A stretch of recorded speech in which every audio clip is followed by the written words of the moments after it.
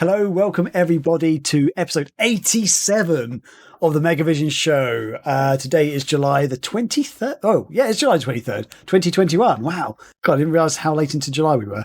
I'm your host, Graham Clipson, and joining me this week, he lives in a free world. He whistles down the wind. He carries on smiling, and the world will smile with him. It's Chris Powell. Hey, I'm back. All right. Yes. We are back again, live on Twitch. We've been off for a few weeks for various reasons. Illness, other things basically going on, lots of stuff going on in the world. So, yeah. But yes, anyway, join us. We're keep still us trying to get over a pandemic, so cut us some slack. Yeah, I think the whole world is trying to get over the pandemic. That's right. But yeah, keep us company. Fire off any questions you have in the chat, and we'll get to them as we go through the show. And this is a little special show, really. Megavisions is celebrating its 5-year anniversary. Oh my God. So we started we'll go into more of this later on in the show, but we started our Kickstarter in July 2016. And time has flown by, basically. So there has been a lot of new readers to the magazine since we started. And we thought today would be a good time to look back at the origins of Megavisions and the sites that we worked on that helped pave the way for Megavisions to be here today. A couple of sites, well, there's a site that I think a lot of people will be familiar with, maybe one that people aren't. So yeah, check that out, and we'll get back to that later in the show. But yes, after we've done reminiscing as well, we've got some exciting news. We've been talking about this for a while. We are going to show off some of our fresh designs for Megavisions as we relaunch the magazine. So we're going to talk more in depth on the ongoing work to get the issue out of the door and into your hands once again, because it's been a while since we've had a release of our magazine. But buckle up, everybody. We're in for a wild one this week. So yeah, it's time for the Megavisions Show.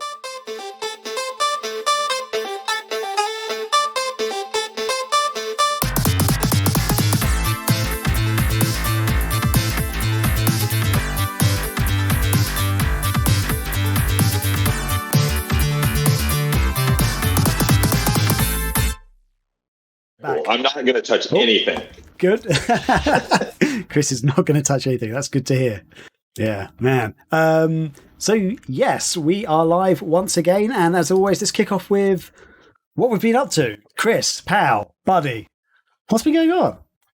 Oh, my God. I think in the last show I was on a few weeks ago, and I was telling everyone I was selling my house and all of the crazy bad stuff that was happening. I think I even said I think my family was cursed at one point. And it certainly felt like that. It definitely did. But we've persevered and we stuck through it, and we're almost at the finish line to actually selling our home and moving into our new one. And as I was telling you guys, I don't know why we did it, but we bought a farm out here in South Jersey. It's a small one, but it's a farm. And we actually have kind of like a little farm, like small one here at our house where we had, about maybe 8 to 10 chickens at one point. A bunch of other animals, but we're definitely expanding that when we go to the new place. But the most exciting part is the farm originally back in the day was a dairy farm, and there was over 100 acres on the farm. And at some point, they sold off a bunch of the acreage, and so now surrounding the property is all farmland that they farm corn and like soybeans, but on our property, we have about 4 to 5 acres in the middle of this kind of sprawling farmland. And we have an old dairy, like processing barn, not barn, but kind of a workshop kind of thing. It's pretty big. That is going to be the future home of the Megavisions offices. So we've already hired contractors. That's going to get started right around the first of the month on the new house and started work in the actual house part first, and then I'm hoping sometime in September they'll be able to start work on the actual office space. I'm hoping that it will be finished in time for Too Many Games in October, because a lot of the Megavisions crew is going to be rolling into this part of the Northeast for Too Many Games, and I'm hoping we can do some fun streams and things like that out there. We have some big plans for Too Many Games. I'm hoping everything goes smoothly with that. So that's what I've been up to. I do want to say really quick, I have been playing some Far Cry 5 because I've been playing Far Cry 3 for a minute, basically because I got so excited based on Ubisoft's E3 show, because Far Cry 6 looks so good. And I realized I need to go back and play these games just to get familiar with a lot of the concepts and mechanics and things like that, because I want to really jump into Far Cry 6 and be kind of prepared and experienced with the game. I love Far Cry 3. I think that game still holds up so well, and playing it on my Series S, I think it upscales it a bit, and I don't know if it has the FPS boost. I know Far Cry 5 has FPS boost on the Series S, and that makes a big difference. But I love the way all the abilities unlock in Far Cry 3, like as you're just killing dudes and hitting levels, you're unlocking new things that just make the game more fun and more accessible and all these things.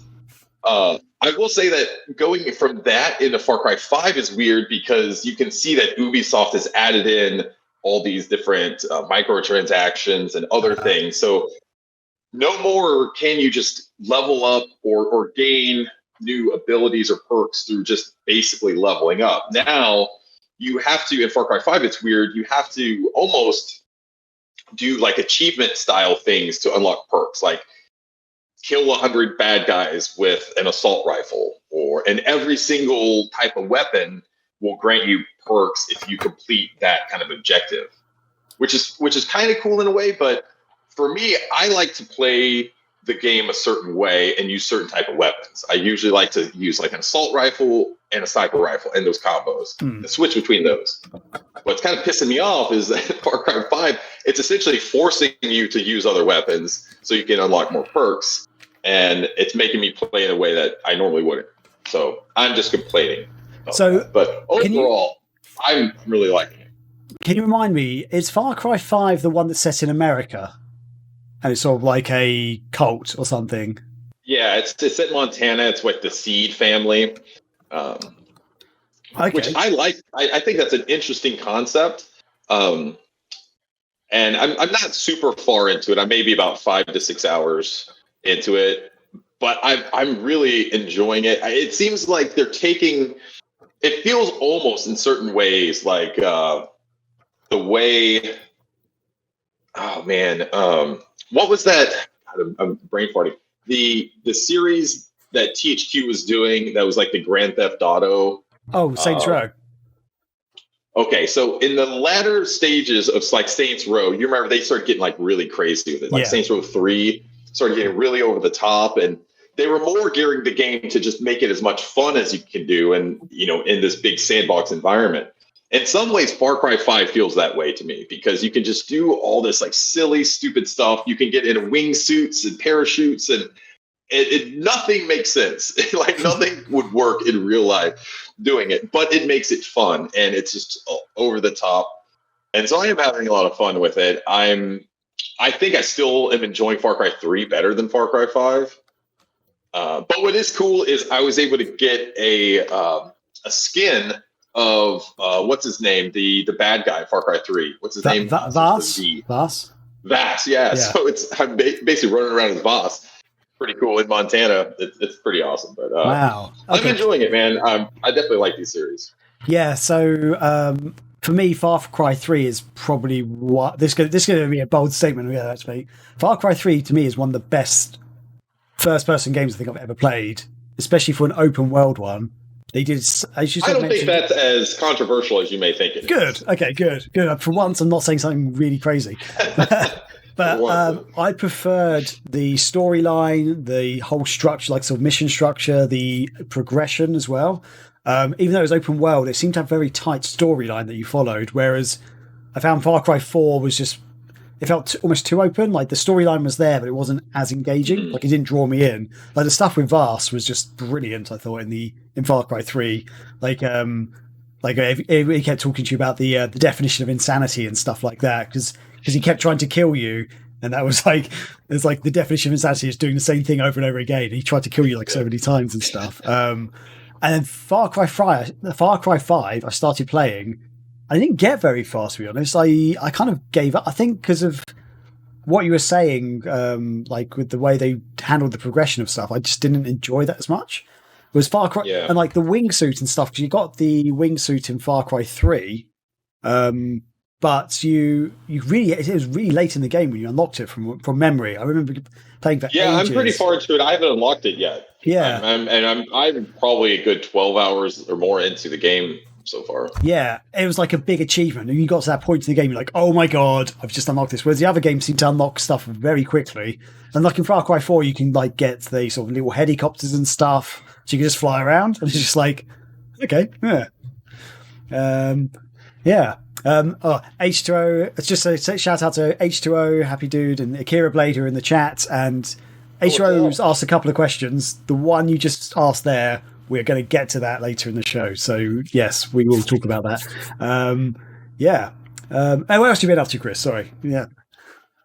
That's about it, actually. That's about it.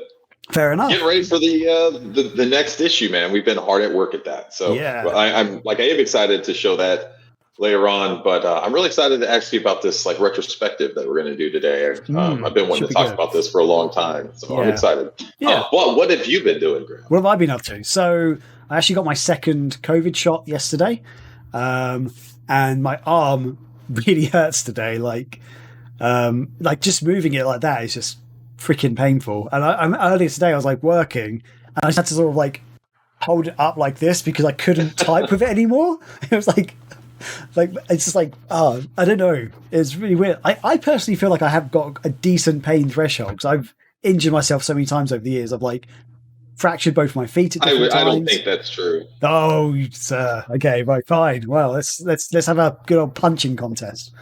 I don't know. I'm only basing that on the fact of seeing how sick you got in the mall parking lot after dipping some chewing tobacco. That chewing tobacco was that was bad. But that's different. That's just me getting sick from digesting something. I guess physical pain. Anyway, my arm hurts, but the good thing is it's not as bad as the first shot. Because the first shot, I actually got full-on flu symptoms, like the next day, and I was off for like a few days. Basically, I was like shivering and I had aching bones all over. Although weirdly, were you trying to do a podcast with us? Yeah, I did. I did a podcast in the evening because I felt kind of okay after the shot. I was like, yeah, I can do a podcast. And then like I think I was meant to do another podcast after or the next day, and I was like, I can't do it, guys. I'm dying now. But yeah, I was like sweating, but also shivering and stuff. And yeah, it's really weird. But this morning I woke up and both my thumbs hurt for some reason. So I don't know if that's to do with the COVID shot or I just slept on them like really weirdly or something. But I woke up going, my thumbs. What were you doing with your thumbs in the middle of the night? Who knows? Wow. And speaking of farms, if anyone's got Amazon Prime, I think it's out in America as well. It's definitely out in the UK. Everyone watched Clarkson's Farm. Do you know of Clarkson's Farm? I don't. Okay. Do you know Jeremy Clarkson from Top Gear, the original Top Gear? Yes. Okay. So, so he's still creating the Grand Tour, which is like the Top Gear of Amazon Prime, basically, with James May and Richard Hammond. But there was a hiatus where they had to sort of put it on hold for a while, and so he's actually done another documentary which Amazon Prime has sort of paid for, and this is basically so. He owns a farm. He's owned a farm since 2008, but he's never farmed on it. He used to have like this other farmer who used to basically just do all the farming. It's almost like he sort of rented out to this farmer, basically. The farmer sort of did it with his own crops. The farmer made money from the crops. Jeremy Clarkson didn't really make any money from it, but he lived on the farm. He lived in the farmhouse and he owned the land.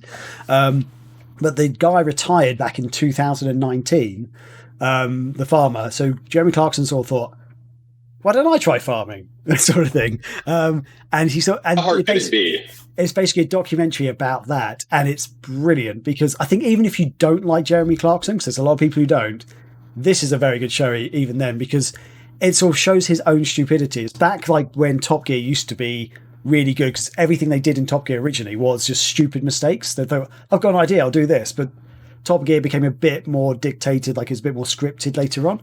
And Grand Tour is pretty scripted as well, which is a bit annoying. But this is, from what I can tell, this is not scripted at all. Like, he's talking to experts who help, like, give him advice or help him with farming. And, like, he'll go, I've got a great idea. And they go, that's a stupid idea. Don't do that. And he'll go, I'm going to do it anyway. And he does it and, like, just screws up and wastes money. And he just makes mistakes. But it's really interesting. It's really fascinating. And it's also he starts doing it before COVID hit. And then COVID hit. And it sort of shows the effects of, like, what COVID had on the farming industry in the UK. Like, just for one example, he'd bought a load of sheep, with the idea that the sheep could help sort of graze on the grass and cut the grass. That was like a big idea of his. Like, he could just cut the grass for free by having sheep in the field. And there's like, and also they have lambs, so we can do lambing and stuff. So we can sell lambs to, like, restaurants and things. The price of lamb, like, got cut in half immediately after COVID because restaurants weren't buying it anymore and stuff like that. So, like, he lost, you know, thousands of pounds because of COVID, but he lost more than thousands of pounds. He lost a lot. So would you say the lamb industry got chopped? Oh, hey, oh dear. You could say got a bit shanked, maybe. Anyway, so yeah, I'm just going to say, you've got Amazon Prime. Hopefully it's on in America. Go and watch it. And also, the more people watch it, hopefully they'll make a season 2, because that's still up in the air at the moment. There's been a sort of discussion, is it happening? Because the thing is, it's actually Amazon Prime's most watched show that they've created. Happy Dude saying, boo this man. What's wrong, Happy Dude? You don't like Jeremy Clarkson? Oh dear. I think if you watch it, you'll maybe warm to him or just find it funny when he screws up, because it's one of those shows. Anyway, another show that I've been watching is Final Space. Have you heard of Final Space? I've not. Okay, so how can I explain this? So it's an American show. It's a cartoon. It's more of an. I'm going to say it's. Oh, the pun was bad. Sorry, that's what Happy Dude was doing. Sorry. The puns were great. All puns are bad, but that was great. So Final Space, I guess I'm going to call it an adult cartoon, because it's designed for adults. It's got swearing, it's got violence in it and stuff. It's, how can I explain it? It's basically about this guy, this human who is like alone on, like, this sort of prison spaceship for, like, years. And he's basically about to get set free, and then all this crazy stuff starts happening in the universe. There's this evil alien who's, like, becomes the ruler of who's trying to become the ruler of the universe and stuff. And I can't actually explain it. You have to watch it. Basically, it's bloody mental. The first, like, 2 or 3 episodes, I was like, I'm not sure if I'm enjoying this. But I was like, for some reason, I was really intrigued to see what happened next. And then by about the 3rd or 4th episode, I was like, this is great. This is so good. And the thing is, this is the second time I've watched it. That's also how you described your sex life to me once. Oh, yeah. Just do it long enough, and eventually you'll find a way to enjoy it again. Yeah. But yeah, so in the UK, they've got 2 seasons out. And there's meant to be a 3rd one out, because the 3rd one came out in America in March, and I thought it'd come out in the UK as well. But I decided to rewatch seasons 1 and season 2, which is what I was doing. And then I got to the end of season 2, I was like, "Wait, where's the 3rd season?" And it's just not out yet. And for some reason, I thought it was. So I feel like I haven't actually wasted any time, because I really enjoyed it. But rewatching it was a brilliant little adventure. And Chris, I reckon you might enjoy it. I think you might enjoy it. It's got the wacky kind of, well, it's not just wacky humor, it's got some good humor in it, and it's actually got a very good storyline as well. That's the other thing. The characters actually. You say it was animated? Yeah, it's animated. Yeah. Okay. Sorry, one other thing. I've been watching a lot of stuff. Another thing I watched is Star Trek Lower Decks on Amazon Prime as well. Okay. I am familiar with that. I haven't watched it yet. Okay, so that's a cartoon version of the Star Trek sort of universe, but it's funny. It takes the piss out of Star Trek in itself, basically. Like, there's, like, one episode where an alien's talking about them being in Starfleet and saying that Starfleet's all perfect. Like they screw up something, and it's like, what do you mean you screwed up? Like, you're Starfleet, you know everything, you're perfect. It's like, we're not perfect. We screw up all the time. Like, and they go through a list of like things like Captain Picard and Captain Kirk did that were stupid ideas and stuff. I found it really funny. Like the first episode, I was a bit like, not sure. And then by the second episode, I was really enjoying it. And I hope there's a season 2 for that as well. Anyway, one other thing. Let's go back to gaming a little bit. I picked up The Legend of Zelda Skyward Sword HD for the Nintendo Switch. And it came with a steel case tin thing as well to put this in for some reason, even though it's weird because that's the same size as the box, so I assume I just put the game in there. That's the HD version. hard disk version. Indeed.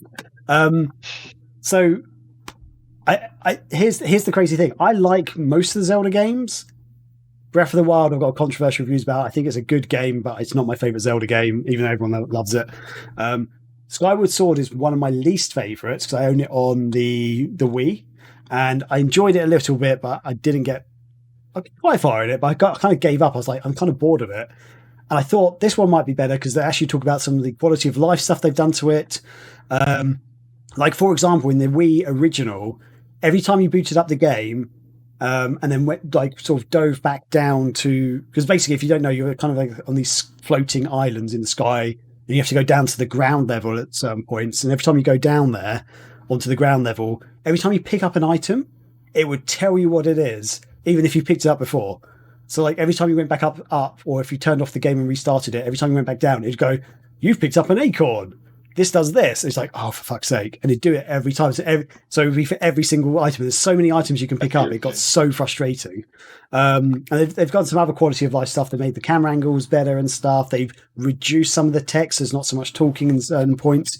So this has kept the Wii Motion Controls, which is what the game was designed for. It's one of the first games to use the enhanced Wiimote on the Wii. That would I can't remember what it's called now. The attachment you plug into the bottom, which makes the Wiimote even better. Was it just like Wiimote Plus or something? Yeah, bullshit? something like that. Yeah, Wiimote Plus. So you had to buy Wiimote Plus to even play this game on the Wii. So they've kept that with it. So if you've got the Switch plugged into the TV, you can use your controllers like that. I was playing it though in handheld mode, and oh my god, what the fuck? So. Okay, you're playing a Zelda game on your Switch. How would you attack an enemy? What would you do? What go through the motions? Like, what would the buttons be that you press? I mean, the attack button, go through and lock on attack. Okay, so what's Okay, I don't have my Switch with me, but I've got my Xbox controller to hand. Okay. So you say press the attack button. Would that be like one of these buttons, do you think? Sure. Yeah, very, very good. No, that doesn't happen in this. No. To attack, you have to move this in the direction you want to attack. So you move the analog stick and you think, oh, that sounds okay, that might work. But no, because if you kind of have to like hold it in one direction, then pull down in the other. So like if you want to do a forward slash, you have to like sort of hold forward and then down, basically, and then like sort of moves. And if you just hold it's making the motion with the analog. Yes, it's making the motion, which I think is stupid because they could have easily done it that you, I don't know, hold down the attack button, then move the analog stick, and then he would swipe or something like that, which is kind of what you used to do in other Zelda games. Like you'd sort of flick the analog stick the direction you want to swipe, and that's how it would work. But yeah, they didn't do that. They decided to use this, and it's really awkward because there's times of running into battle, and if you press this in one direction, he sort of holds the sword out like this. So he's like running along with a sword going like this, and you tried to swipe, and he's like, and I was just like, my God. I played it for a couple of hours, just going through the tutorial stuff at the start, and I was just like, oh, this is not as much fun as I remember. So I think I'm going to need to play it with the motion controls because with the channel stick, it's really tough. And I feel like if you got the Switch that doesn't, I forgot what it's called now, Switch Lite, the one that doesn't have the motion controls, I feel like you're going to be a bit screwed. So, although I guess you can buy. Wait, can you buy? You can't buy the motion controls for that, can you? No, because it has the Joy-Cons like built in. Yeah, so they don't slide out. Yeah, they don't slide out, but you can't buy separate ones, can you? Or can you? I've got a feeling that doesn't connect to TV, does it? You would probably just have to use your like the Pro Controller or something. Oh well. Anyway, so yeah, Skyward Sword. Some of the camera angle and stuff is really good. I'm going to keep playing it, but yeah, I'm going to have to start playing with the motion controls, I think, because that was bollocks. Just going to say that. Okay, and that is my week. Sorry, that probably took longer than I actually anticipated. So watching many things, playing a bit of this, and yeah, just getting COVID shots as well, getting jabbed in the arm. But yeah, so Chris, with that, shall we move into our feature discussion, as it were? Yeah, okay. I think so. And like we said, we're... Oh, I was going to do my intro.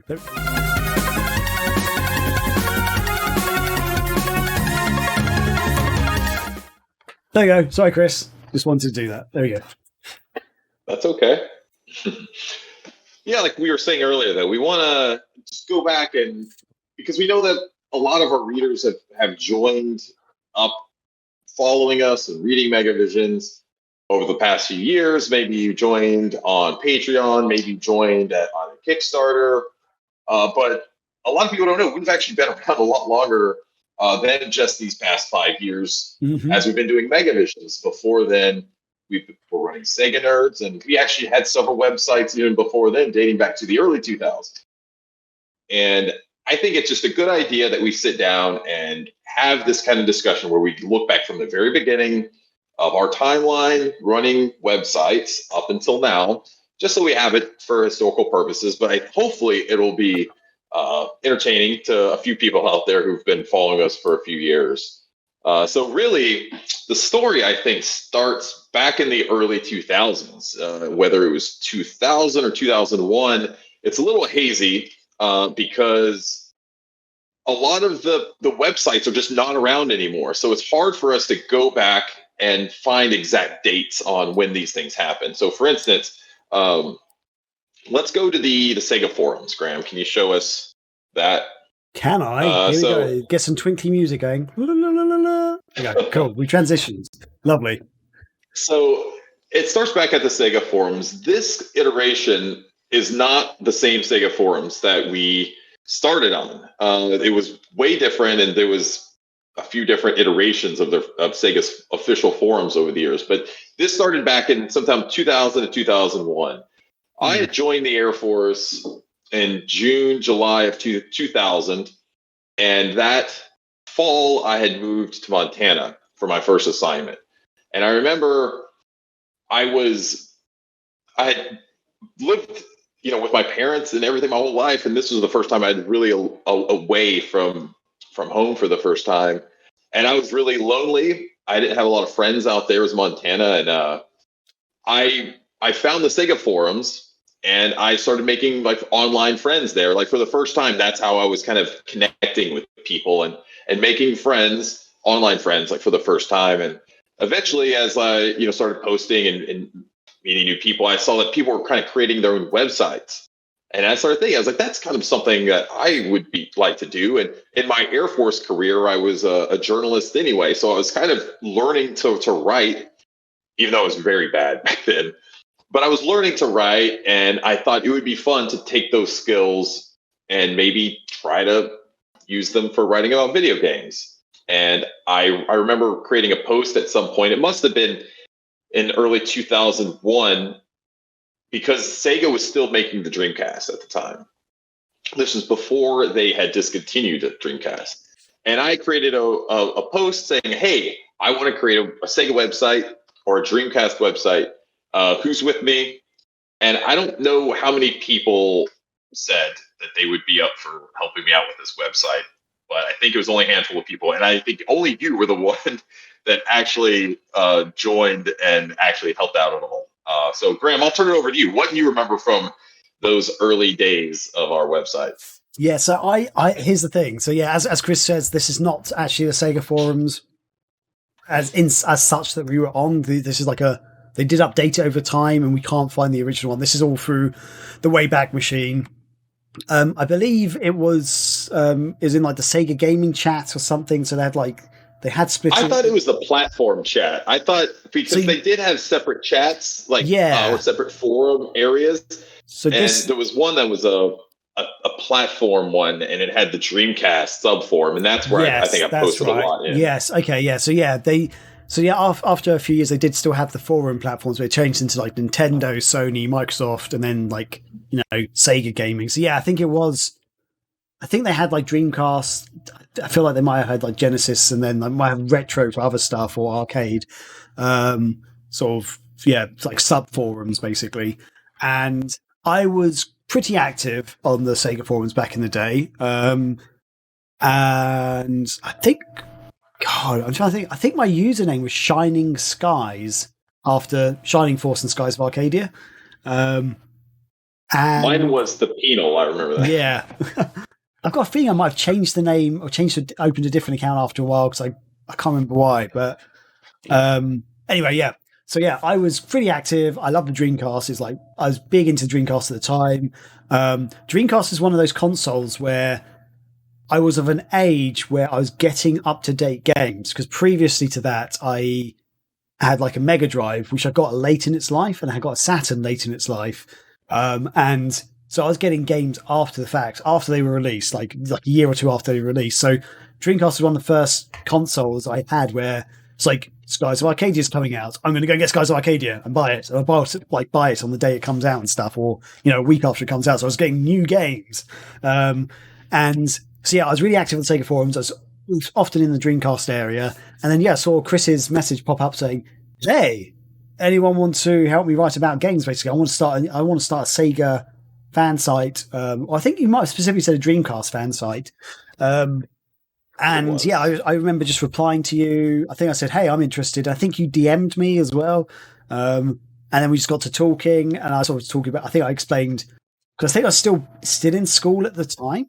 So I was like in like... You're still in high school, technically. Yeah, I was. Yeah. So I think I was 17 or 18 at the time. So it's like a year or two before I finished high school, or secondary school, as we call it over here. And then we sort of just got to talking, and then you, I don't know if you want to say the next steps of what happened, but basically you created a website. Yeah. So I guess we had to come up with a name, and I do remember there was several different iterations, and there was actually, I think we may have we did actually have a couple websites before Dreamcast was around. I don't know if you remember. We had one called, I think, Dreamcast Junkies. Oh. And that rings a bell. The whole idea was that we were addicted to the Dreamcast. And it was, I can't even remember what our tagline was. And this is just now coming to me as I'm talking about it. I don't have any idea what the URL was, but we eventually decided on the name Dreamcaster's Realm. I don't remember how we did that. Yeah, I can't remember either how you did that. I made all this stuff in like Photoshop, like 2.0 or something back in 2001. And I was so terrible, and I'm still not good at Photoshop. I'll admit I'm not good at it, and I don't try to be, but or claim to be. But I did this. I think I did some sort of internet tutorial on how to make these buttons and stuff, and it was so bad. But we were using, I want to say it was Microsoft Front Page to build this back in the day. Oh yes, good times. And that was not fun. We were basically would have to download all the web pages locally, and then make your changes, and then you would upload them through the Front Page program, and that's when it would technically go live. And so we've talked about this over the years, but it was always fun because Graham would somehow happen to overwrite my files. He would update it and somehow not download all of the files that I had previously updated, and so he just kind of rewrote or updated, and which would essentially delete any updates that I had made. So I remember losing whole articles because I just wrote them all in Front Page and published them, and I would get so mad at you. I just didn't like your work, dude. I just wanted to get rid of it. That's probably what it was. And he's like, "Oh, I'm sorry." I really don't remember. Here's the thing. I think maybe once or twice I might have actually forgotten to download it, but most of the time, because it happened a lot more than you might think. I do remember clicking like the download button, and I remember you talking me through it, and I was doing exactly what you told me to do. I clicked the download button or whatever, waited for it to download, had the offline version, and the thing is, the offline version would match what the online version was on my computer. So like, okay, going to create a new review, for example, do my review, upload it, and then suddenly something would just go wrong. Like a review would disappear, or the buttons would change, or something. I think like one time the buttons will rechange their order, and I was like, I don't understand. Like, and if a lot of times what me, we did though. I was just going to say, a lot of times what we did with the layout was just we're basically copying other sites and just seeing what other people were doing. And we just try to recreate a kind of 3-column layout in this, which doesn't look great. But we were, even back then, we were trying to create content that, you would see on IGN or GameSpy, all that kind of stuff. We were writing reviews on stuff. Graham was writing codes and walkthroughs and other sorts of things. And it was just us writing, and we didn't really know a lot what we were doing. Look at this. It's just a sea of text. It's terrible. Because we couldn't put images down the middle. We had to have images on the side, and we didn't have capture devices. So we kind of had to like find images like from other websites, or, the internet was a much different place back then. Yeah, it was like the Wild West. It was a good capabilities. I loved it. Like, look at this. There's a weird space there. Some Mary. And so at some point we went from the Dreamcast Realm tripod site, and we finally got our own host. So we were like, okay, we need to get off of this free server, because we had like a very low amount of data, or like server space essentially. Yeah. To give us. It was like only like 10 megabytes or something like that. Wasn't a lot. So we decided we need to get out and go to our own website. And I think the first URL we ever purchased that was our own was dreamcastersrealm.com. And I think we actually have that. So this was our first big redesign, where we're like, okay, we had a new banner logo. We made that main column much more wider. That way we could have like proper images. We actually ended up getting a sponsor from Lixang back in the day, which I still remember getting that email. And I was so excited, because that was one of the first things we got from like an official company that was like, they want to work with us. It was funny. And then tell them, you remember Lixang, Graham? Do I? I'm still pissed off at Sony for basically shutting them down. If anyone doesn't know who Lixang is basically what PlayAsia is. So if you don't know, PlayAsia is an online website that sells video games and sort of, I guess, geeky merchandise and stuff, mostly from Japan and sort of China and Asia, basically. And that's basically what Lixang was. And there was a thing that Lixang was selling Dreamcast discs on there. And Sony obviously didn't like Dreamcast and went, oh, no, you can't sell that. Please stop. And they sort of sent them a cease and desist letter. And Lixang said, no, we're within our right to sell this. It's technically it wasn't an illegal product. That was the crazy thing about Dreamcast. It did use the Dreamcast to emulate PlayStation software, but you needed the original software to play the game. So it only just bypasses like I guess whatever locks it out of being able to do that. Yeah, because you're not technically downloading or doing any sort of what would be traditionally viewed as piracy. You're essentially just bypassing some sort of lockout system to be able to play the software on hardware that it wasn't intended to be used on.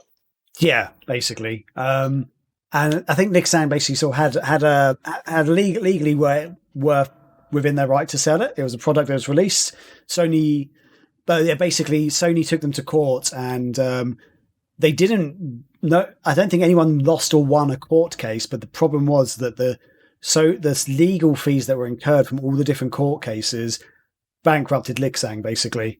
And then after like a few months, basically, Lixang had to shut doors. They basically put up a message saying, we're really sorry. We literally can't afford to be open anymore, which is really sad. Like, really, really annoying. In hindsight, maybe they just should have not sold the good for them to standing up to what they believe in and everything. And, standing up for, they were kind of saying when they were going to stand up for the gamers and stuff, saying this is fine. Sadly, they got shut down. So yeah, that was really really sad. 'Cause I used to go on there. I used to buy stuff in there. That's where I got one of my Dreamcasts from, by the way. Ooh. So okay. Anyway, let's move on from the Dreamcast stuff. But yeah. So this was Dreamcasters Realm. Hopefully you'll agree. Are we able to click around to any of the articles there? Let's find out. Let's find out. Looking? It would be fun just to kind of take a look through some of this stuff. Let's go to retro. So, I should click some Dreamcast. Whoa. We've opened up a retro section with nothing in it. We opened the section up. I mean, it doesn't necessarily mean we have to put anything there. Wow. Keep in mind, this is just one snapshot. So maybe at some point in the future, we would have done it. So I got some stuff about, I forgot codes. I feel like, okay, this is the fun thing. The menu buttons seem to change. I just saw something about saves and we don't have that anymore. Downloads, that's what I wanted actually. We had like Dreamcast save files on here. Do you remember that? I do remember that. How did we save them though? Where would we get them? How did we? I can't remember. We've only seemed to have the first A, B, and C. Basically, we don't have any more. Well, I mean, we didn't get that. Wow. Yeah. My God. This probably would have been about like 2003 to 2004, you think? Graham, if we had to put a timeline to it. Is there any dates on this stuff that we can see here? Because that's like I was saying, it's really hard to put a date to this stuff. So sometimes as we get newer, because back then we're still using essentially front page to build this. So we don't have a content management system that automatically puts in different metadata and other things like the date you publish an article or anything. This is literally us just putting this stuff on there still back then. Yeah. Here's my Dreamcast review. Way hey. See, this is a cracking one. Let's see. Does this have a date on it? No. But this is... What's up, Pajama Torture? In the chat, they said, what's up? Hey, how's it going? Hey, we're just going through the history of how we formed. We're going through one of our old websites, Dreamcasters Realm, that we started. And this is like the second iteration, and this is my Dreamcast review. That's a photo of my friend's carpet, because I took it to my friend's house and took pictures at his house for some reason. I used to hang out at his house all the time. And those were the cool controllers that came with it, which didn't work on every Dreamcast game, annoyingly, because it didn't have the analog stick. Yeah, they came with like Saturn-style controllers, which were great for fighters, but not good for some other games. And it came with a VCD playing device. It basically had this adapter you plugged into the controller socket to use the remote. So it's like a infrared remote control thing. And then you put in a special disc, which told the Dreamcast you're going to play a VCD, and then you could watch VCDs. So I could watch some of my Jackie Chan VCDs from Hong Kong, which is great. Fantastic. I used to love trying to use the Dreamcast for all sorts of different little things like that. I remember getting into VCDs, and I had to buy some weird, disc and remote from Hong Kong or some other eBay seller back in the day. Yeah. But no, this is cool. I mean, this was our website. Obviously, we still didn't know what we were doing with design or anything like that. But we want to say this was like around this was probably 2004 or so. And around then we decided, okay, dreamcastersrealm.com, that's such a long URL. We want to shorten it up and get to something newer. And so that's what we decided. We're going to switch to dcrealm.com. Yeah. And that was a new one that we did, which this is cool because this is the first time we went from front page to some sort of content management system. Yeah. I don't know. I don't think it was WordPress back then. It may have just been, I don't know, Drupal. What, you remember those weird, all those weird... Oh, yeah, Drupal. It might have been Drupal, actually. The The problem is this website didn't really get captured as much by the looks of it, and most of it's broken, which is really annoying. What I'm bummed out about is we don't have what the logo was. I would have been really interested to see what the logo looked like back then, but we still had that blue and gray color design. And I don't know if we were kind of going for the Sega blue or the Dreamcast European blue. I don't know what we're going for with that, but maybe we just thought it looked cool. Yeah, it did look cool. Look at it. It's great. It did. Yeah, I'm just throwing some of these links. I don't think anything's going to work, unfortunately, which is sad. Yeah, no. You know what, though? I didn't realize that we had kept Dreamcasters Realm going for as long as we did, or DC Realm. I thought we pulled support on that much earlier after Sega discontinued the Dreamcast. I thought it was much earlier than that, but apparently we just kept going for several more years. And it was in 2006, at least based on the first post that we can find on SEGA Nerds. I should say, backing up a minute, I think on this DCRealm.com, one of the other reasons why we decided to change, because I was listening to an old podcast today doing some research on this.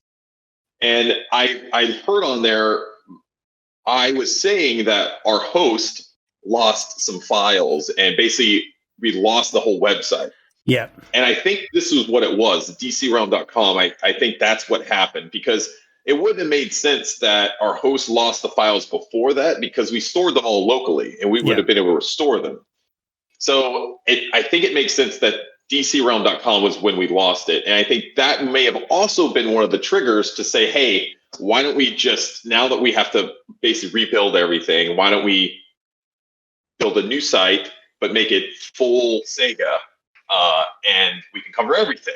Because back then I was listening to our first Nerdcast episode with Graham, and it was not good. The whole thing was not good. I remember we were so nervous doing those back then. Oh yeah. We would have to redo the intro maybe 5 or 6 times. Yeah, that was so. Yeah, we just like burst out laughing for no reason. We were like, "Okay, hey," and just like start laughing. Like it's strange because we weren't doing video; we were just doing audio. But for some reason, it was just really nerve wracking just trying to record. And like we didn't really have good microphones either. Like I remember my first one was like, I think I bought a headset, and you were like, "Dude, you sound terrible." So I had to go and buy another headset. And that was just a little bit better, but I was a bit rubbish. It was still a bit rubbish. Yeah, it's just really weird. And like our audio levels were all off. We had to use Audacity to align the audio and stuff like that. It was crazy. It was bad, but we didn't know what we were doing. And like a lot of this, we were just kind of following and seeing what other people were doing and saying, "Hey, let's. I think that would be a fun thing to do. Let's start a podcast." And we could talk about Sega news and everything else. And that's what really started the Nerdcast, and we went on from there. This was around 2006 when we started the first Sega Nerds website. Right. So maybe we could jump over into that. Before that, yeah. So down at the bottom here, it does actually say copyright 2005 for DCRealm.com. So, and these articles, they've got some dates on these articles. So it was late 2005, September. So yeah, that all tallies up. That tracks that it was around 2006. And man, this is crazy because I'm learning stuff as we go too. And apparently we use Mambo. That was our CMS. I do not remember that. And design page by The Wivel. That was you, buddy. That was you. Oh God. Oh man. That's so funny. But yeah, so as Chris mentioned, the hosts lost our files. Something like I think their server crashed, or something happened with their server. Yeah. Not all our files were backed up. We lost like loads of data. We lost loads of articles and stuff. So yeah, it got basically Dreamcast's realm was like sunk. Basically, we it was frustrating. I remember being a frustrating times. We're just like, we've done all this work and now most of it's gone. What do we do? And then that's when we started to look into launching SegaNerds.com. Woohoo! So yeah, this isn't actually the original logo. I don't know if you remember, I drew this really bad Sonic. And I think I actually had Caitlin draw it, maybe she ended up drawing it. It was just this really bad drawing. I thought maybe making it look really bad would make it look funny. And then I traced over it and I scanned it in, and that was our first logo for Sega Nerds for I do remember maybe a couple of months until we got something a little more professional. Yeah. And we were talking earlier, and I'm trying to remember who it was that made this banner logo, and like, it's escaping me, but really they were part of our team for a minute. And we're going to talk about more of the people who helped along the way, some of the team members. We're going to get into that in a little bit, because there's a lot of people to talk about that helped and were part of Sega Nerds and DC Realm and Megavisions throughout the years. But this was our big jump into all of Sega, and it's really what jump-started us to growing our website into something really big. And at this point, we were just creating daily content. Basically, at this point, we finally, I think, started creating or forming a relationship with Sega's PR company. Yes. I remember reaching out to them and saying, hey, we're have this new website. We want to cover Sega. Please send us, news or whatever. And I just remember back then it was really hard to get them to kind of take you serious, because it seemed, they have all these fan sites and other kids or people that are just trying to get free games or whatever else. So I just remember it was always hard at first trying to forge those relationships with the PR or community team at Sega and just get them to take us seriously. But I think eventually, as we just continued, we just kept writing news and opinion pieces and things like that. And eventually we started carving out a decent readership that people would come and read us every day. So, Chris, I think I've just found the original post. Because we've got a grand opening, Sega Nerds grand opening, with an Xbox 360 with Phantasy Star Universe. And that was actually in October 2006. So it's still 2006. But wow. That wasn't the first post. Really? Okay. There's a couple more. That's weird. Still October. I thought the first post was July 11th. According to what I saw earlier, I thought that was our first post. Oh, okay. That's weird. No, okay, that's not working.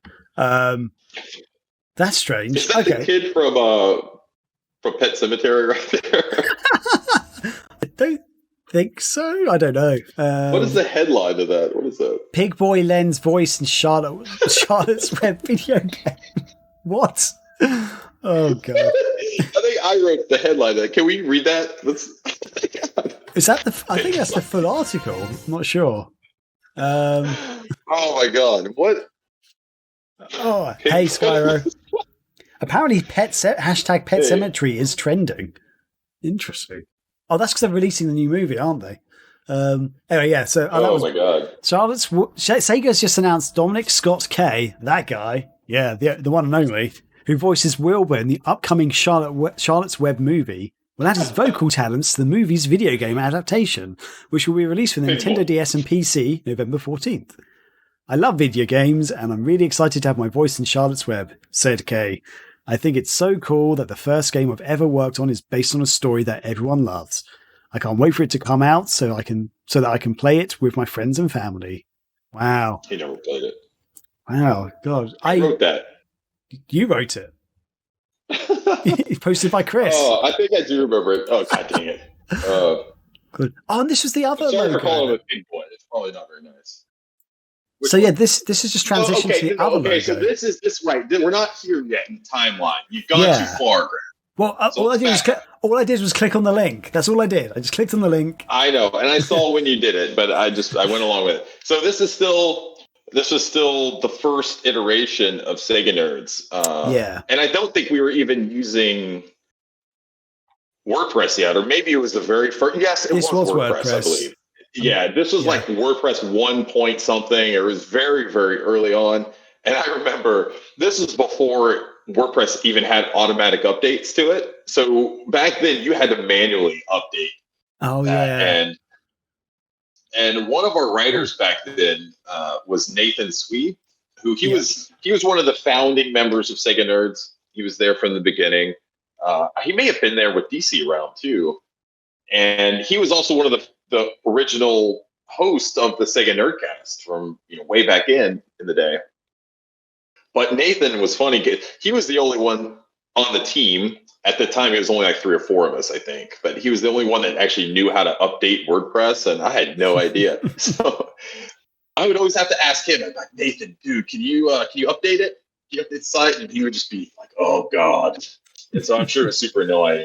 But he was the only way to do it. And so now it's super easy. I don't have to bother Nathan anymore because WordPress will do it for me. But it was funny. Nathan was great. We nicknamed him Bear Hands because when we do the podcast, you hear like boom, boom, boom, boom, boom, and you constantly type and I'm like, mute your microphone. Why are you muting? But it was funny that he would constantly do that, and he was funny, man. I enjoyed working with Nathan. He was a good writer. He did a lot of great work for us over the years, and I think Nathan went to this press junket for us one of these times. I think yes, Universal War. Yeah, talk about that. Do you remember that? So I vaguely remember because I remember that was one of the. I don't know if it was the first. I remember I actually went to a few things in London for Sega, which was really cool. But that was definitely one of the early ones. I think it's basically Sega reached out and sort of said, "Hey, we like your stuff. We're going to do this proper press event, getting some journalists in. Would you like to join them?" It's somewhere in America. I can't remember where it was. But I remember, I think Nathan had to buy. I want to say it was Arizona. No, they paid for his plane ticket. Oh yeah, they paid for his plane ticket. Brilliant. Yeah, so I remember he had to catch a plane because he had to get on the plane. But that was the big thing. Is we felt like, oh my god, this is like the first legit thing that we're able to go do. Sega's going to pay for it, and I think they paid for his plane ticket. I think they paid for his hotel and everything, and he went and did this cool thing. I don't know if that's on the website somewhere, but it might be. If I click on Nathan, can I find his stuff? Oh, you can't. Okay, but that was pretty funny. But yeah, because and if you don't know, Universal War was a real-time strategy game that Sega was making, which was like a first of its kind because basically it used vertical. Like he used the vertical axis as well as horizontal for troops and stuff to move around in. So troops could sit on buildings, you could go underground and stuff. Like the levels were multi-tiered, and depending on where you place your troops, it had different effects. And like some troops could use jetpacks to go up higher and stuff like that. I thought it was a really cool game and concept. But yeah, is this on here? I don't think it is actually. It's going. It doesn't seem to be. So as we keep going, cool. Let's keep going. What's that? Oh no, I was just going to say it's not really here. So we're still around 2006, 2007 at this time. I want to say this was like the first iteration of Sega Nerds, right? This one right here. I think so. It's definitely an early one. It's definitely an early iteration. I can't. So maybe we could go to like the big. Let's go to the next one. Like I guess this would be Sega Nerds 2.0, which is the redesign. So okay, I just clicked on. You were on earlier. This is the forums, by the way, just so you know. And they're looking a bit dead, but they were good. They were so active at the time. What forums? This was our Sega Nerds forums. Did we host those, or was that hosted elsewhere? So I believe this was hosted on SegaNerds.com. Yeah, SegaNerds.com/forums is what the thing was. Although, this is actually, I think this is a different version because we had way more than 38 registered users. We had thousands of users. So it could have been early on. I mean, there's no telling when that snapshot was taken. So. Okay, fair enough. Right, let's move on. Oh God, where's? So at this time, we knew that we wanted to get a redesign done, and we were working. I can't remember his name. I was telling you before that he and his girlfriend did a Sonic Kickstarter for a Sonic comic a few years ago, and I reconnected with them, and we actually had them on the Nerdcast to promote that back then, and we talked about this, which was really cool. So I didn't get a chance to look that up, but anyway, he had been working on this for a very long time. And this was the I think the second iteration that we had done, and this was I think the layout and the design that is most iconic to Sega Nerds for this early version of Sega Nerds. This is the one that I think helped us when we started getting really big. and more popular at this time. We're getting a lot of hits, a lot of traffic. I've just remembered this is the third iteration, because I don't know if you remember, there was that company that kind of brought us onto their platform before the cartel. There's another one. I can't remember what they're called now, though. Damn it. Oh, yeah. I thought that was, oh man, you know what? Yeah. Shoot, I completely forgot about that too. Yeah. So that's going around this time, and I keep thinking, and maybe it'll come up to us. So around this time, and actually before this, we should back up to, but this is probably 2000 and what 2007, and our hosting fees were getting considerably higher because we were getting a lot of traffic, and we were getting hosts that told us that we couldn't be on their platform. They wouldn't host us anymore because we were just taking up too much space, and the bandwidth was too much because of our traffic. And so we ended up getting booted from several hosts. And finally, one was like, okay, we'll put you on, but you have to be on like a virtual server. And it was going to be like over $100 a month or something crazy, which back then was a lot of money. And I didn't have the kind of money back then, being like an E2 or E3 in the Air Force. So we were looking for different opportunities to join a kind of a web blog, I guess, or a web network. A blog network is what they were doing back then. And we found this one that offered us to bring us onto their platform. And they were paying out some decent amount of money for putting ads and things. And Graham, you're right. They brought us on there, and this was like one of the first big things in Sega Nerds history that the community was really not happy about. Like, we had a lot of people that were not happy that we did this, and they were pissed. And this was before that. And I don't know how long we stayed on there. Maybe it was a year or two. It was a decent while. I remember being a decent while. I think the community in the end didn't hate it. I think there was better backlash initially, but then they grew to be fine with it. But then, but the thing was, I think because we had adverts, sort of Google style adverts down like between articles and stuff, people weren't super happy about that. In my head, they've got the word 5 in it, or the number 5 in their name for some reason. Don't know why. I think you're right. But yeah, that's going to bug me. But yeah, we don't have that version. That version doesn't seem to be archived on the internet, which is really annoying. But I just wanted to highlight. I remember another good thing about them too is that they offered us tech support, which is another big thing, because we didn't have graphic artists and they did. We didn't have anyone that, other than Nathan, who would complain every time I asked him to update the website or WordPress. And so it was almost out of necessity. If we wanted to keep running, we had to figure out something.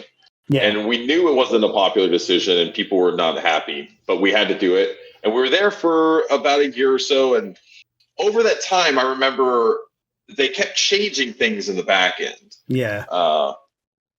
They went from this one article or ad software and then they changed it to something different, but they said that it was supposed to be more accurate for what the traffic that we're getting. And our traffic stats dropped tremendously after that, which was bull crap. Because I still saw the traffic that we were getting from, our host before that. It just didn't match up at all. Yeah. And we were starting to get less and less money and just didn't make any sense. So at some point, I don't know when this would have been. What's the first date on that, Graham? Well, up here, it's talking about like I think we may have imported all of our content to that website too. Yeah. So I think we're able to get our content back. And so this must have been 2007 or so, 2008 maybe. Something like that. Yeah, 2000. We finally got this design finished.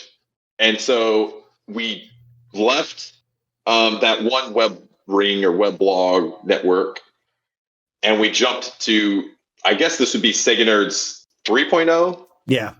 At this point, this would be Sega Nerds 3.0, which is, I think, the most iconic design that we had back then. It was Sega Blue. We had the Sega logo in there back before Sega cared that you did that kind of stuff. And it was fun. I mean, we had a blast doing this. I think we should talk a little bit more about some of the people who helped us along the way. And so we talked about Nathan. I just wanted to make a comment about one thing. Sorry, because I saw this pop up. This shows the age of where we were in the time of the internet, because one of these articles, I had to use Google Video, not YouTube, but Google Video to upload an interview that I did because it was too long for YouTube, because YouTube only did up to like 10 minutes or something at the time. And this was longer than 10 minutes. I don't even remember Google Video. Before YouTube existed, there was Google Video, and YouTube was a completely separate company, wasn't owned by Google. It was its own thing. And so, Google Video is pretty cool because you could download from Google Video and stuff. And they also didn't really care about licensing laws, because I remember seeing some movies up on there that you could just watch for free. It was great. Good times. And then, eventually Google bought YouTube, but they kept Google Video going for a while longer. And it was better for uploading, though, because you could actually have like hours of video content on there. They didn't care about the length, but as YouTube did. So I remember I had to upload a Google Video basically for this interview, which is dead now. I tried clicking on it earlier; it just doesn't exist. We wanted to talk about some of the staff, the team we worked with. Yeah, I don't know. Do we have a staff link on there? We do. Let's see if this works. This may break. Let's see if it'll work. It'll probably break. Hey! Oh, there we go. So here we go. We've got some of the staff here, I think. Don't know if I think the next person we just talk. I was going to say this isn't the full list. We did have more people come join us later on and stuff, but okay. I think the next person we should talk about is George. Yeah, so about George. George, I don't remember at what point George joined the Sega Nerds team, but he was probably one of our original members. I mean, you have to put him in there with, me, you, and the rest of the guys that helped. Nathan, and I think George. It was probably me, you, Nathan, and George at the beginning. And he came on. I don't know how he came on. I think he was just a reader and joined the forums, and I think we were just looking for more writers. And George was awesome because he came on, and the dude was just like, he put out so much content. He would just write. And he was really good. I remember I want to say he was the one that first started the Sega Nerds Twitter account. Oh, back when. Ooh. I think it was. And that was one of the first times we started using like Twitter to tweet news and things like that. I think a lot of that was George. And I think George was the first Sega Nerds member to attend E3 on behalf of the team. I remember him going there, and we probably have some of his content still there for E3 on the website and stuff too. But no, George was really good. He ended up becoming part of the Nerdcast at some point. I don't remember when, but it probably wasn't too long after it started. And he was with us for a really long time. And at some point, I guess we're not there in the timeline yet, but he and George, or he and Ryan, I want to say, Ryan, why am I his name on here? Thomas. Yeah. Somehow there it is. Yeah, him and Ryan went and made Sega Bits, and they went that way with there. But Ryan was another one that joined early on, and I think he was our fourth member. And Ryan, I think he's English too, right? He lives in an island off the coast of the UK called Jersey, which is like a UK British island, basically. Yeah, so he's English. He's a good guy. I remember we used to call him. Ryan we used to say he was the most handsome Sega nerd or something because he was a good-looking dude. That was James. No, Ryan was also. I remember Ryan being a good-looking dude as well. I reckon there was a fight between. Not a fight. I reckon there was a debate between who was the best-looking one because James was also very good-looking. You're correct. I remember introducing James as the best-looking Sega nerd on I'm pretty sure at least two different occasions. Oh, okay. I've said that about Ryan as well. So, Anyway, you go for James, I'll go for Ryan. Our taste. Maybe we have just different tastes. It's okay. Yeah, it's okay. It's okay. We don't all have to like the same person. It's fine. No, you know what? I think I'll say this, Graham. I know that you apparently have something wrong with James, but I think Ryan is still a handsome guy too. So yeah, they're all handsome people. Let's go with that. What I will say about Ryan is I think he had an awesome, weird sense of humor that he was able to translate into his articles. And if you read some of his content from back then, we were just talking about it earlier, that I think what really helped us kind of carve and build a readership was we just had a good sense of personality in all of our articles. And it was back before we cared about whether Sega was going to get mad at us or we were going to other people mad at us. And I'm not making any sort of, commentary on if people are, whatever nowadays. It's just, we just didn't care about making Sega mad, really. And that's all we, did. We were just doing it to have fun. I think Ryan was really good. Ryan pushed the envelope a lot. Yeah. He would always try to do that, which ended up coming to kind of bite us all in the butt because, I don't know, maybe Graham, you could tell this story about what ended up happening when Ryan finally got us a little bit of hot water with Sega. So yeah, I can't actually remember the full exact details, so forgive me if I get any of this wrong. But from memory, Ryan, I can't remember if it was actually on our forums, if it was on the Sega forums, but Ryan started getting really annoyed about some decisions that Sega had made. And I think he went off on a massive rant, but kind of was swearing and stuff. And Sega, it just really pissed off Sega America and Sega Europe. And they knew that Ryan worked for Sega Nerds, and they basically sort of approached us and sort of said, we're not going to work with you, basically, if Ryan keeps doing this, basically. And I think we had to give Ryan a warning and sort of say, dude, you got to calm down. And from memory, I think what happened was, I thought what happened was we said that he had to make an apology. Oh, and yeah, we told him that he was going to have to apologize to Sega. Yeah. I think that's what it was. Yes. And I think he was like, no, I'm not going to do that. Yeah. And we're like, okay, I guess that's it then. And I think that might be what happened. And in hindsight, man, there's a lot of things, and I'll be honest, as we go on, there was a lot of mistakes that we made over the years. If going back, there was a lot of things I wish that we could do differently with certain decisions and things like that, and especially with certain people, and Ryan being one of them. I think if I could go back and do that and handle that differently, I definitely would have. But at the same time, it wasn't the first time we had an issue with Sega and things like that. So we were trying to, and I think Sega even called me personally about that, and I think I had to talk to one of Sega's reps about this issue, and they were not happy about it. I also got a call from Sega Europe as well. That was the thing.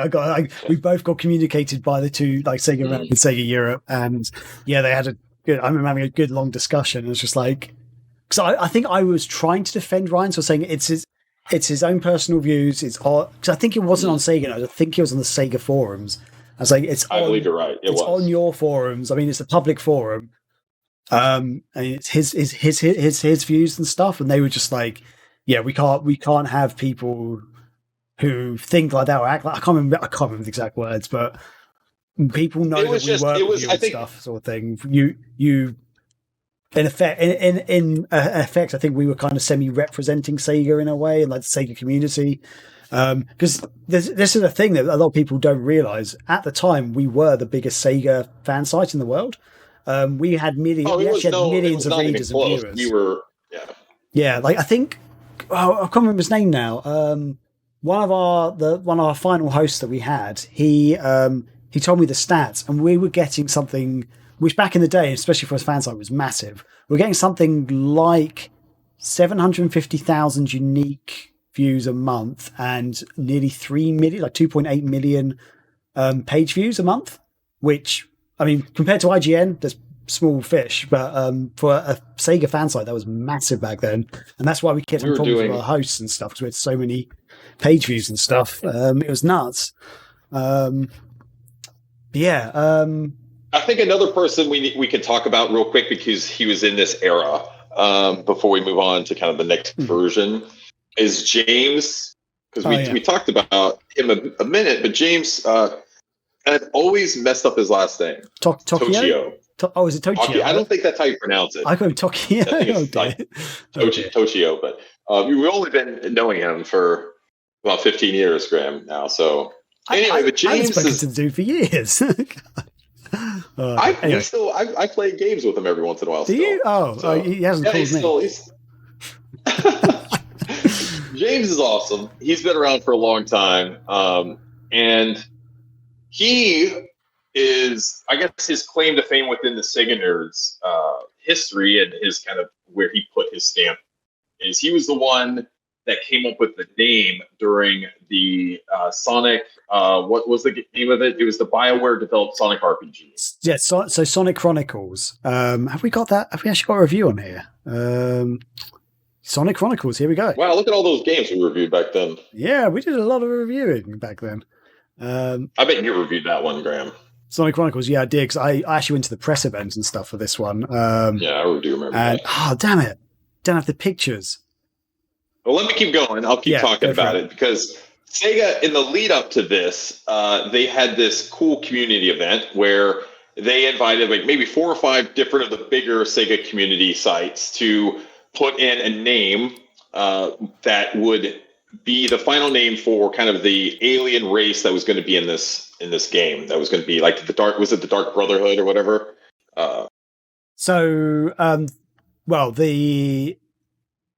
I thought it was called Sonic Chronicles Dark Brotherhood. Yes, so right? The alien race wasn't called the Dark Brotherhood. I know. But yeah, so it's basically BioWare and Sega had created a new alien race. They actually showed the different sites a silhouette image of what the alien race would roughly look like, and they gave a description of that. They was like surrounded by, I think there's electricity or ice or something, some sort of element that they sort of used, but we didn't get to see an actual final image until the game was released, which is crazy. But yeah, we were one of those websites that they sort of invited to sort of for this competition, but effectively for one website to name this new alien race that was going to be in the Sonic Chronicles universe, because the idea was they were going to plan multiple Sonic Chronicles games, and yeah, so we were one of those websites, and we came up with a name, which was, we had a bunch of names that we were putting around in our forum. Like we had a staff forum, and each of us came up with a name. I think internally we voted, and James came up with the Zoa, which is what the one of the forests areas in Panzer Dragoon Saga. So it's in Panzer Dragoon Saga, there's a town and a forest called Zoa. So it's the town of Zoa and the forest of Zoa. And it actually kind of kills me a little bit today that James came up with that, because Panzer Dragoon Saga is my favorite game, and it just didn't twig in my brain that that's a cool name to call like this an alien race. I think I was going off like the idea of they were using electricity, so I was like electro people or something shit like that. It was rubbish what I came up with. But yeah, James came up with this idea, and I think internally we all went, that's a good idea, let's go with that. I seem to remember out of all the ones, that was like hands down the best one. Oh yeah, easily. And it was fun because it became this whole community thing, because Sega would launch this poll and people could just go and vote. And so it's basically all the Sega sites were like, go and vote for us. And it just became this fun thing. And we ended up winning it. And that was really cool. And we got our website is in the credits of that game. And it's because of James' idea. So I think that's a really cool bit of Sega Nerds history. And, James 100% came up with that name. So that was James. And I want to say he is still doing stuff these days. He just launched a new Instagram, I guess, social media account called GG Dreamcast. And he streams and even has a store where you can go buy Dreamcast games. I just saw that he posted today that he listed a bunch of new, complete, really in good condition Dreamcast games. So I don't know his URL, I should know that. It's Google GT Dreamcast on Instagram and Cool. or search for that. So just so you know, up on the screen, I've actually got one of the artwork pieces for the Zoa from Sonic Chronicles, and what we were shown was all this detail was like all blacked out basically on the screen. So it was all blacked out, but the electricity parts were sort of kind of displayed. So that's all we saw. So we didn't actually know what they would really look like. We just knew they had like electricity around them and they were formed of electricity. And annoyingly, I cannot find this. I actually had a screenshot of our name, the credits in the game, which just aren't on this version anymore, sadly, which is a bit annoying. I've got to pee really bad. Can you just keep scrolling through the website for like a minute while I go use the bathroom? Go for it. We've been streaming now for about an hour straight. So. Okay, wow. Yeah. Some people stream longer, but okay. I'm going to see if I can find it, because I think SegaNerds.com still is actually active. We're going through the way back when machine, so that's not very good. But effectively we had that's like a big. I think that was a big important piece of history for us that we were able to do that, and it's really cool that Sega sort of introduced, like, let us be part of that, and it sort of showed how big our community was at the time, that we were able to win this competition, because there's like 4 or 5 big Sega websites that are all involved. There was Sonic Stadium. I think TSSZ might have been involved. I'm not sure on that one. There's the one that Kevin Eva, who was actually a community manager at Sega, was running as well. He was involved in it. Sadly, I can't actually remember. Yeah, I can't remember all the websites, but it was a really cool time for us. I'm actually just trying to find if I can find the review because SegaNerds.com is still actually active. I'm just trying to find the actual review, but I can't seem to find it, which is a bit annoying. Never mind. Headset thinking, that'll work. One of the things I want to say, you went too far, Graham. I went too far? What? You're on the wrong website. Oh, I'm looking. It's okay. I'm not sharing it with the audience at the moment. I'm looking at. I'm just trying to find the image of that thing, but our search isn't working properly. No, it's not there. Never mind. It's not there. That's annoying. Keep talking, Chris. Keep talking. Graham.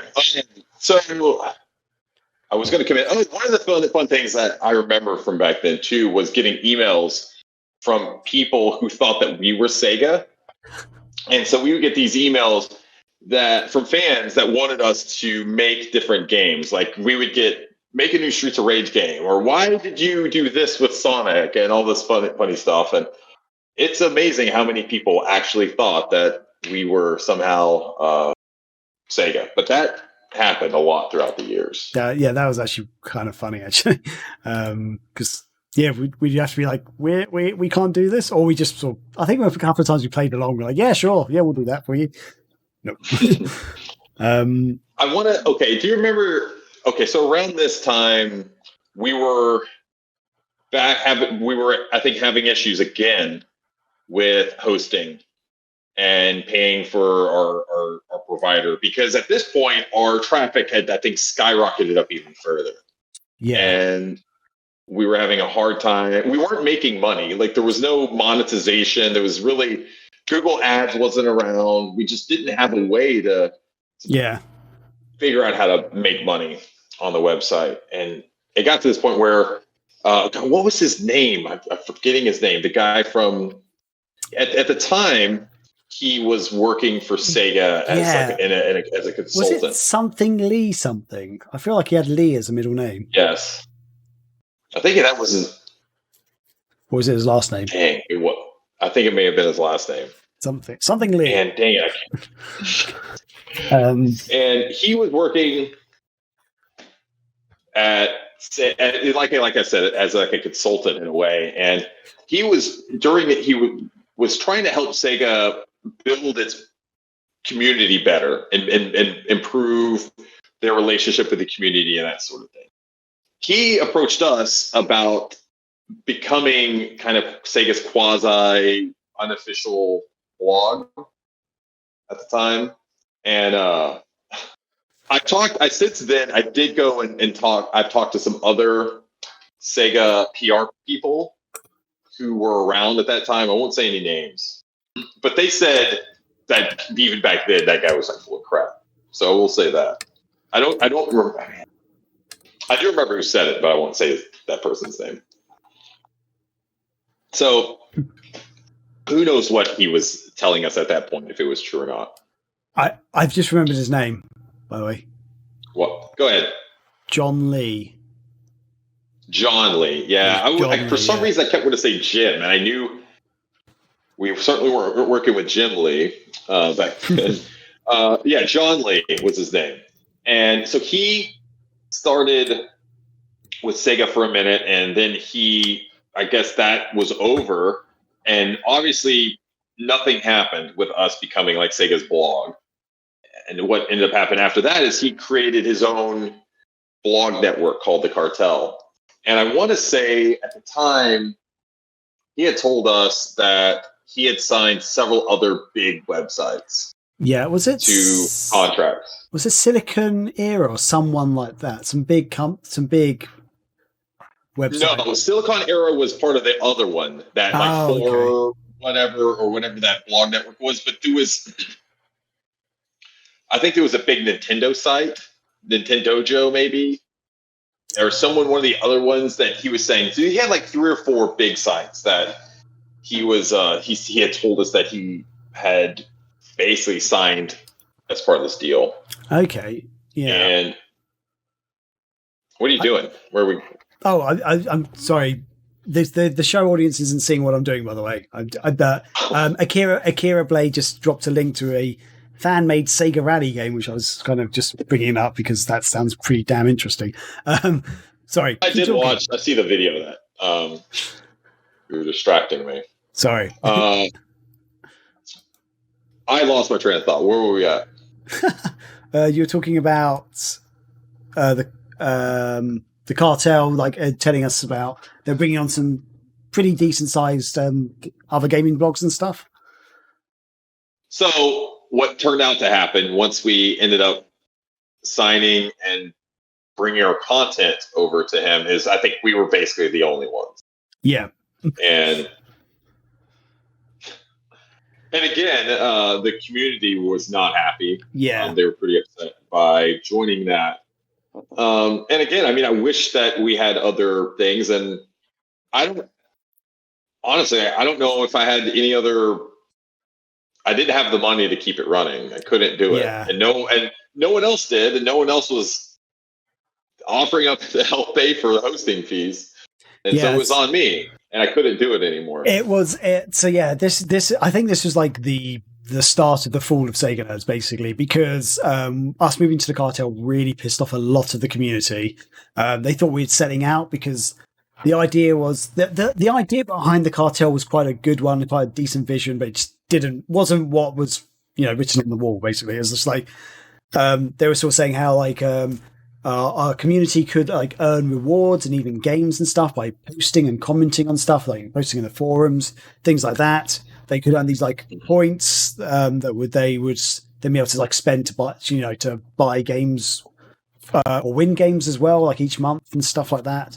And we'd have our hosting fees basically paid for, and we'd also, in theory, we'd be able to earn some money from adverts and stuff. But so yeah, it seemed that we'd sold out. That's what the community thought. We're trying to get money, but the problem was, as Chris said, our hosting fees on the previous platform were just way too much. Chris was paying for it. Thank you, Chris. I was in a dead-end job which was basically minimum wage and still living with my parents. I could not actually afford anything at the time. I could barely afford to go to some of the press events I went to for Sega and things like that, because they didn't always, unfortunately, they didn't always pay for your travel. But yeah, trying to get to some of these events was a lot of work. And a lot of this too was we realized that we wanted to be able to go and cover these things, but we were limited because we just didn't have money. So yeah, I think another reason was thinking, okay, we could generate money, which we could then use to help pay for people to go. And in fact, I think back on that first web network that we were part of, I think we used that money to help pay for George to go to E3. I think we were able to pay for his gas and some other stuff. It wasn't a lot of money, but I remember it being kind of cool that we were paying, money that we were making was helping to go and do stuff. So that was a good feeling.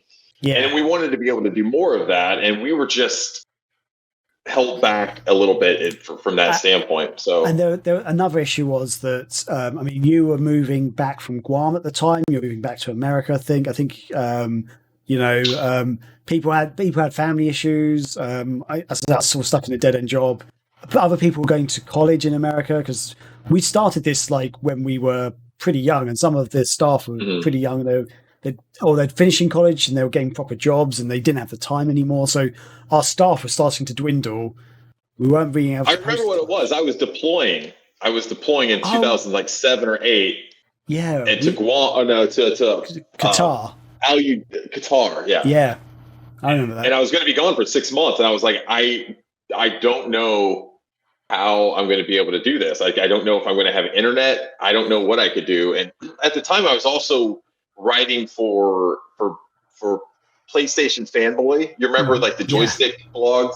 I was doing that too, and so I had to quit that as well. So that was kind of that sucks. But so you're right. Yeah, there was a lot of everyone's like, I was going through a divorce as well around that whole time frame, and you're right. Like, everyone had a lot going on in their lives, and I think it was just this time where we decided that we were just going to. I think we just let John hold on to the cartel on the cartel. It just stayed there for a number of years. Yeah, because he basically hosted it. I think that he got some other people to update it briefly, but this was around the time that basically after the cartel. I remember I had to get another job. I had to get a job at a place called Curry's, which is like I'm trying to think of a comparison, like a JB. Oh, no, not JB Hi-Fi. That's Australian.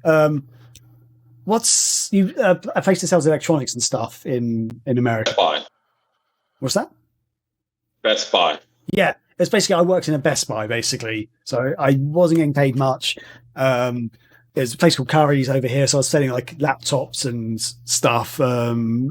Basically minimum wage sort of work. It was fine. It was a job. It was good, but yeah, all my time was taken up, and energy was taken up by doing this job, which was happening on weekends and stuff as well. And because we were losing staff members because of other life issues and stuff, it came down to I think it's basically just me and George towards the end who were just working on the site. George clearly wasn't happy with it because of the changes. It wasn't as good. We didn't have as much control over how things looked and things like that. I think the forums weren't as good as well. And so, yeah, and I actually put a lot of the blame on myself here because I feel like I probably wasn't communicating as well as I should have been to George. I should have been in better communication with him. I think I kind of knew that he had sort of some doubts about it, but at the time, there was no other option really because I couldn't afford to run it. Chris was deploying abroad, so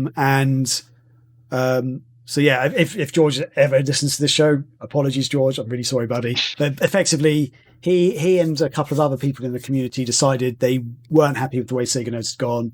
They wanted to start their own sites. They started SEGA Bits, and I believe Ryan was one of them. Ryan Thomas, George. Yeah, because I think at this time too, around that time or a little bit before that, George and Ryan started their own like a community podcast. It was like the second podcast that we had on SEGA Nerds. And so they had started kind of collaborating on stuff even before that. So it made sense for them to kind of go and start their own thing, I guess. Yeah, I think some of the community joined them in creating SEGA Bits and stuff. And so I guess it's out of frustration that SEGA Bits was formed. And SEGA Bits is now one of the dominant Sega fan sites out there, which is really good for them actually. It's sad that Sega Nerds kind of went down, but good for them. I know we've got a bit of history with some of the people over there, but it's I guess we could talk about that in a bit if you want to, Chris, or we could leave it. Yeah. So this was. I wish we had that cartel. Wait, we do have. But this is the cartel. Is this it? This is the cartel. Okay. So this is all broken, as you can see from the way back when machine. It looks a little bit better than this, but it still wasn't that great. So that's the forum, though, right? This is the main site. Okay. I'm looking at it on a small thumbnail on my phone. Oh, okay. No, this is the main site. It's all broken. We can't really see anything. Let's see if I can go to another page. Full of Google video embeds that don't work anymore, probably. Yeah. Oh, God. Is this going to work? Is this going to break? It's probably going to break. Yeah. So this must have been... So it would have been like this for about 5 years, or maybe 4 years, because it would have been, I think 2012 or so was when we started talking about coming back and relaunching it, right, Graham? Yeah, something like that. I can't actually remember exactly when it was. Yeah, this is... Sorry, just the web page loaded. Yeah, it's not really loading properly. So yeah, we're... That's fine. Let's go to the SEGA Nerds 4.0. Okay, yes. So after a few years of being offline, Chris was back in America properly. I think I was in a slightly better paid job, like, things were working out a little bit better. And Chris was like, hey, should we bring back SEGA Nerds? And I think I was at a point in my life where I was like, yeah, kind of miss doing it and stuff, all the madness. So we went to relaunch it. So this was one of the early versions of the relaunch, I guess. Back in this is 2012, 2013-ish time that we relaunched it. Yeah, and it does not seem that it's been that long ago. It's been almost 10 years since we relaunched that.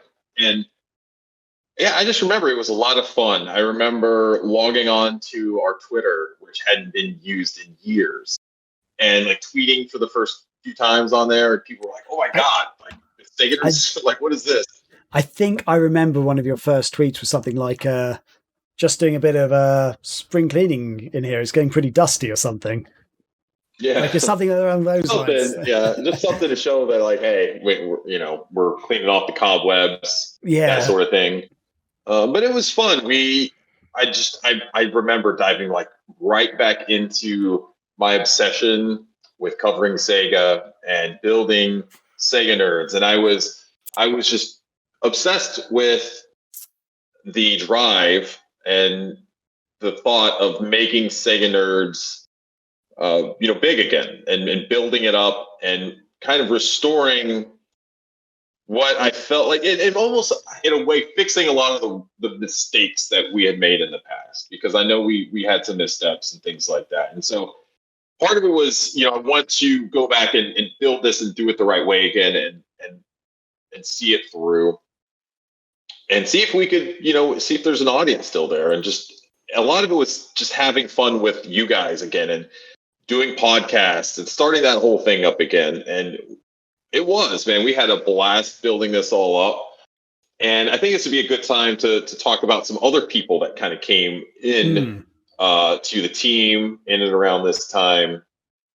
And I want to say one of the really important people in SEGA Nerds and into Megavision's history was Kopke. Yeah. Who ended up coming in around this time.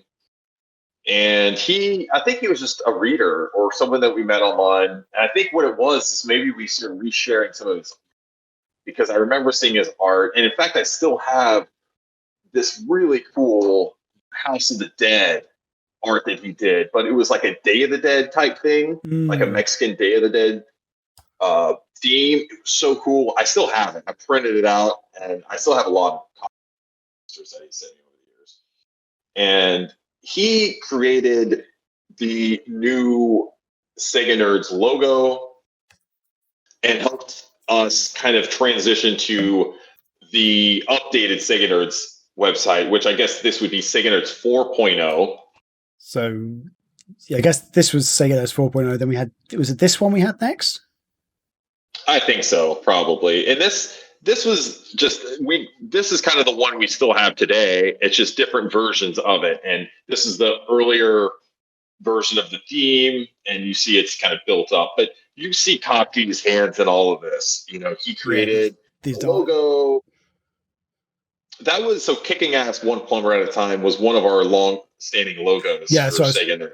Talking about the sort of Nerdcast logo and stuff, sorry. Yeah. Yeah. So Kopke was really, he was very important in helping us get really good branding, because before that, I don't think we ever really had that until maybe that that kind of Sega Nerds blue design. That was pretty good. But this is certainly a big step. This sort of one, yeah. And then this is one of the more recent versions, I guess. But I need to find the website. I've got off the wood there. I'll keep talking about Kopke. Of course you do. Yeah. Kopke made all the logo or the banner that you see was I think that was Sonic from Sonic Boom. But he created 100 of these things. And we would just, every few weeks, we would just add a new one and change it up. And he created cool themed ones. So it's like, when it was Valentine's Day, he would have a Valentine's Day one, and he would create these cool Valentine's Day cards every year. And it was really cool. And I think Kopke did a very neat job about in connecting with the community, like through his art. And I think he helped us do that with his art, which is really, really cool.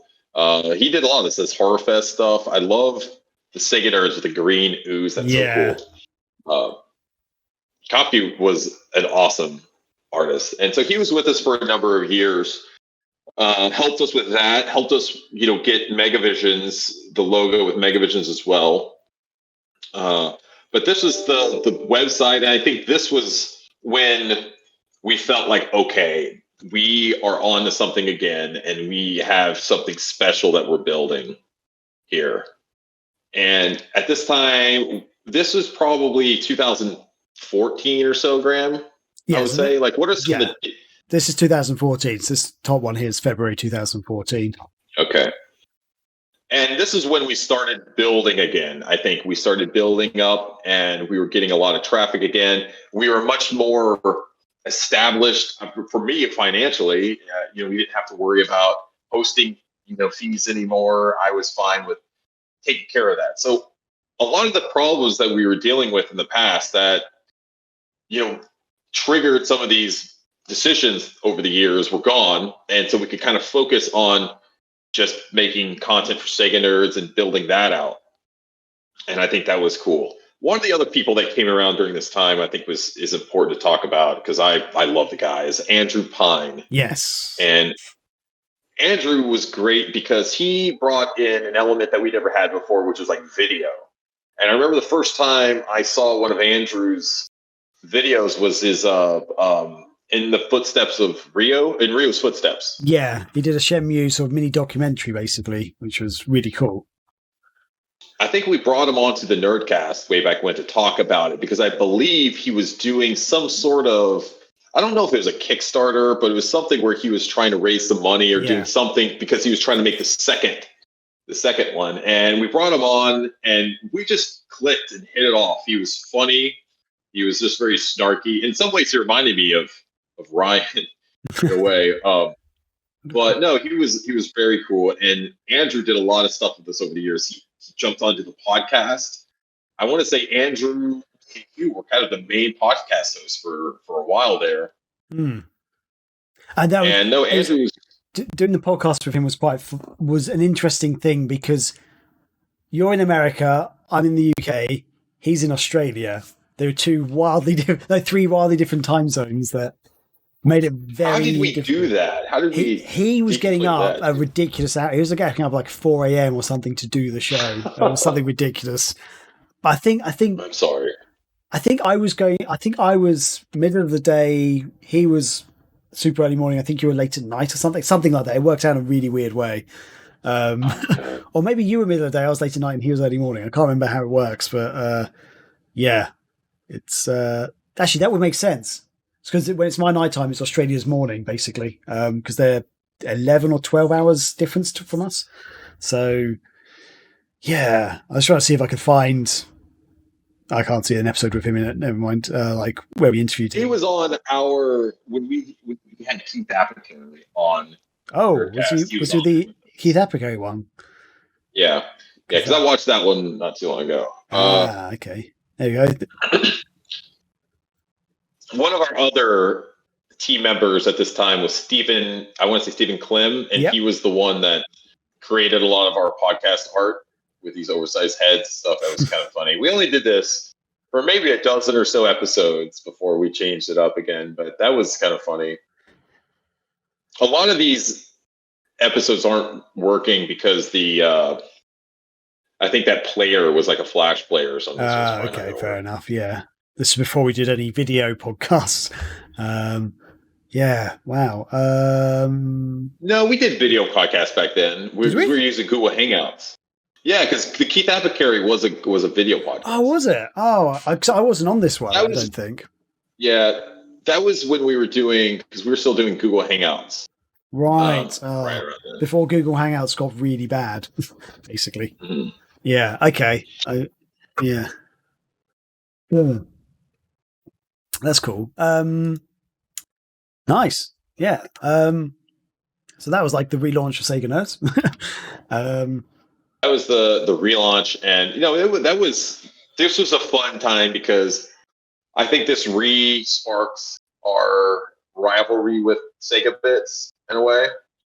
Yeah. And I want to say that it drove, I think, probably both sites to create a lot of good content. I remember we would fight to try to be the first to publish news.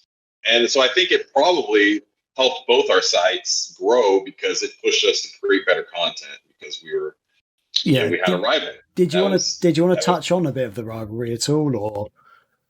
That's what we're doing, I thought. Oh, okay. I thought you wanted to explain a bit more. Let's go. Where that came from. Okay, let's jump into it. Okay.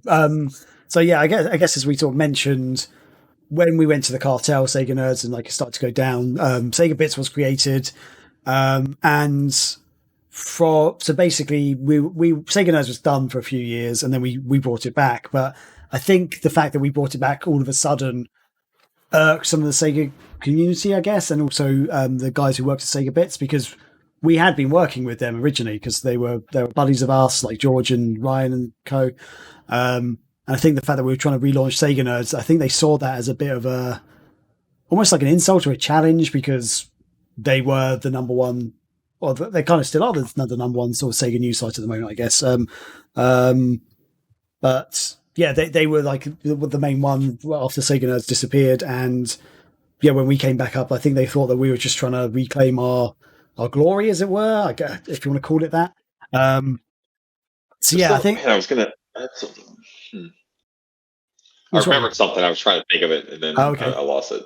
Fair enough. But yeah, I think some people at Sega Bits weren't too happy with that. So there was a bit of a rivalry that sort of built up. So when we relaunched, I think a few shots were fired on social media and stuff. I personally actually stayed out of most of this. So I feel, Chris, you were more involved in some of it. I don't know. Yeah, it was. I honestly, I look back on it, and I look back on it fondly because, like I said, I think it was fun looking back on it, like all the rivalry and silliness and pettiness that went on. It was silly. It was funny. I'll be 40 years old this year, and I'll tell you what, arguing with people on the internet, I don't care to do that anymore. But it was fun back then. I still like doing it, and yeah, I was not having fun.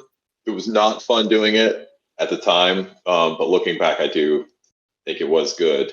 I don't know what else to say about the rivalry. What other details did you want to go into? I don't know. It's funny that you say that you looking back, you found it fun. I hated it when it happened, and now I That's hate what I said. fact. When it happened, I wasn't liking it, but when looking back, I think it was. It had some positive. That's the thing. I still don't think it was a good thing. I'm of the opposite opinion. I don't like the fact that we effectively fell out with some friends. There was a split in the sort of Sega community, as in essence.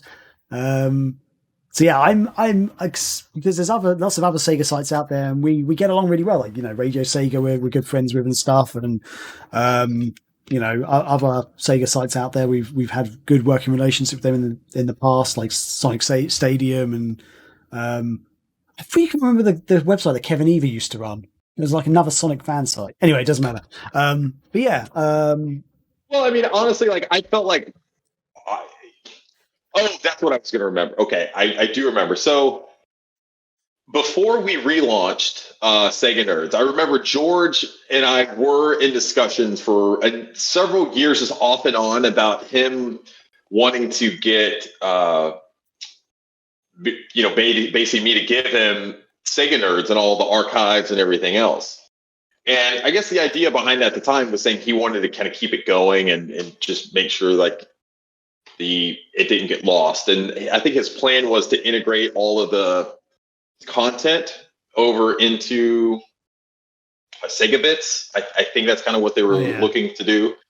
And at the time, I was like, "That's fine. I'll do that," because at the time, I didn't have plans to do anything with it, and I wanted to, like it's same. I wanted to make sure that the stuff survived as well.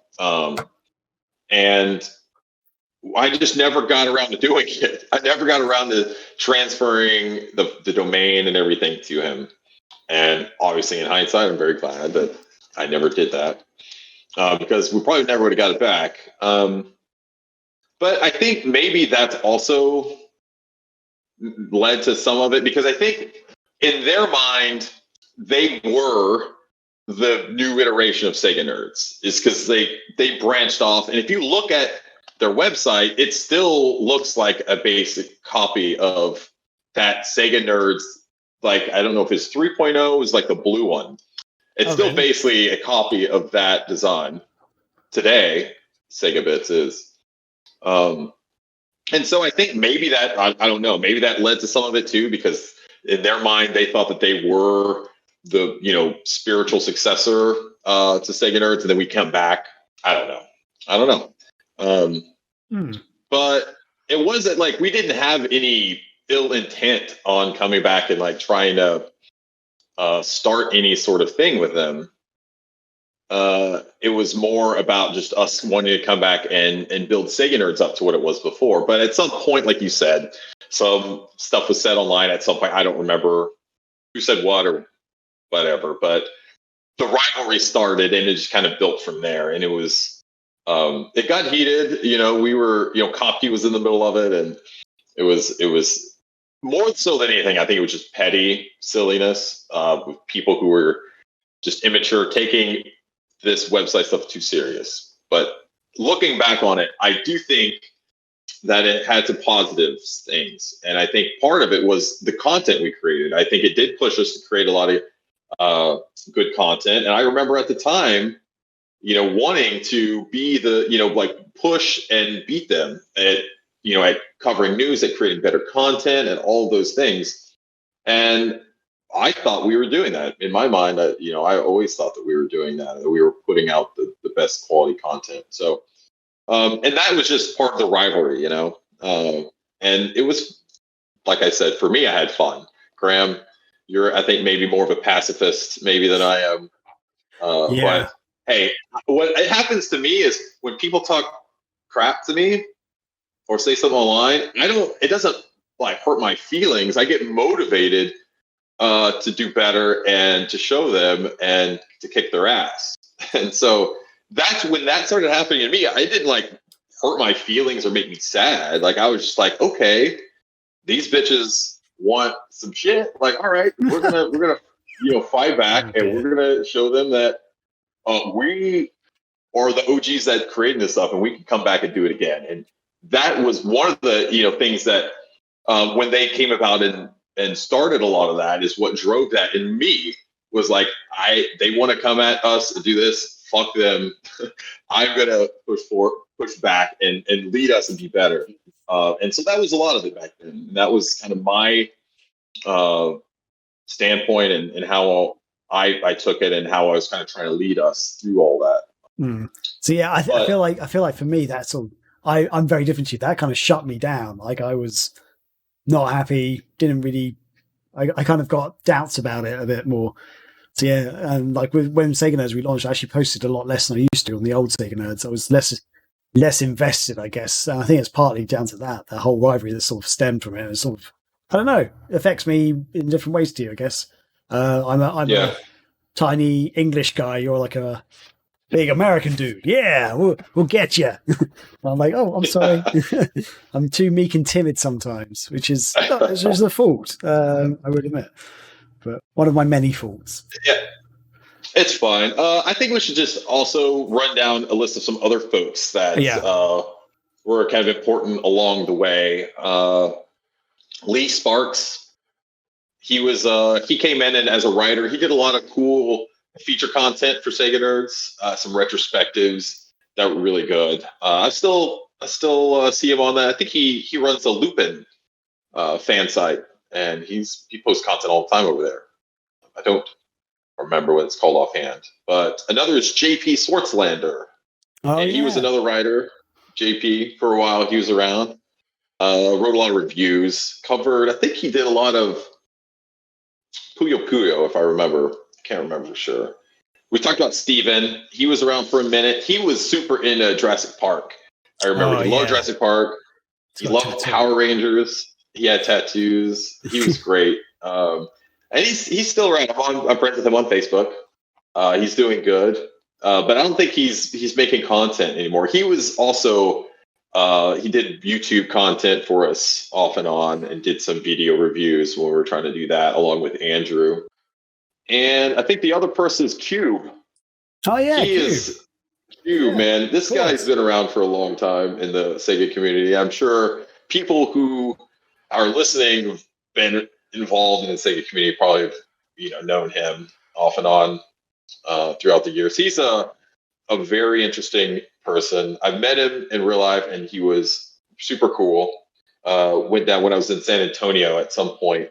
Him and I met up and went to this game store and hung out for the night. It was cool, man. Cube's awesome. He's one of those that kind of like you in a way, Graham, he's very opinionated, but has opinions that are not the norm sometimes. He'll hate games that a lot of people love.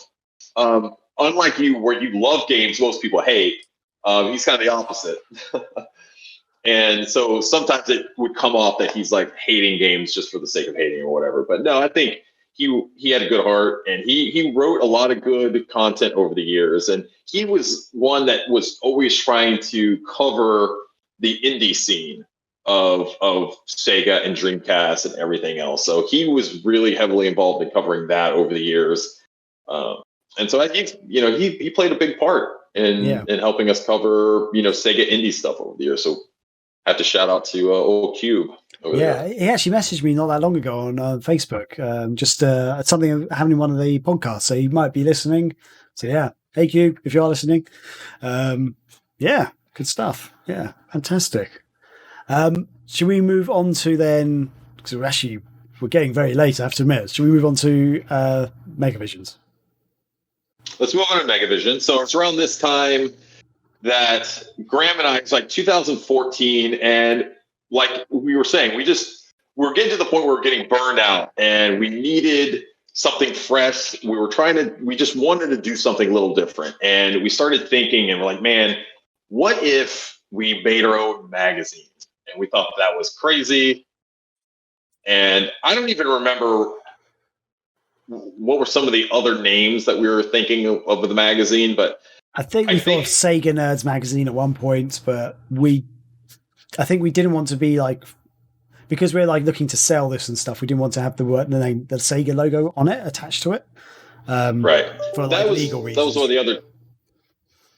Exactly. Yeah. So one of the things that was happening a lot and we were getting frustrated with was like merchandise that we were trying to sell that had Sega Nerds on it. We were getting copyright strikes and other things from Sega because obviously they're trying to protect their property and stuff. So we realized like if we're going to try to do anything bigger, we can't be Sega Nerds because we're always going to run into that issue with the legality of it. And so we created Megavisions, and we wanted to create our own magazine. But at the time, we weren't going to be able to create a physical version because we didn't have the capability or the money to be able to do something as crazy as that. So we decided instead, maybe in our infinite wisdom, I don't know, we were going to create this digital interactive version of the magazine. And at first we were just going to do a digital version. And Graham came up this idea to do the physical version, which is quite unique. So, Graham, I'll turn it over to you and kind of talk about that. Yeah. So, so I just corrected there. You said I came up with the idea to do a physical version. You meant the digital interactive version. Yeah. The interactive is what I meant. Yes. So, just one thing. Akira Blade loves the name Megavisions. Says it reminds them of their favorite physical magazine back in Italy they used to buy called Mega Console. Very cool. Awesome. So, okay. So I used to work at one point in my career life. I used to work at a very small magazine company. They did some cool car magazines. We also did building magazines. Any long-term listeners to the podcast will know about that. But one of the companies they partnered with was this company that did digital versions of magazines, and you could upload to their platform just PDF versions of a magazine.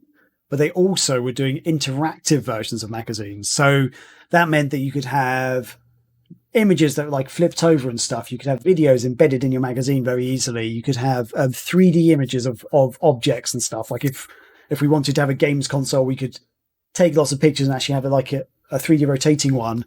And they were designed for tablets like iPads, Android tablets, and also designed for mobile.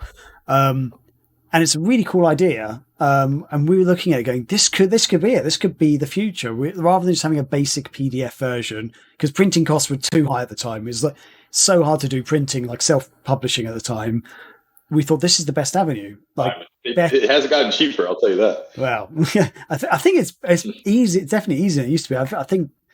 I think back when we were first looking at it, you used to have to order like 10,000 copies just to be able to do a print run.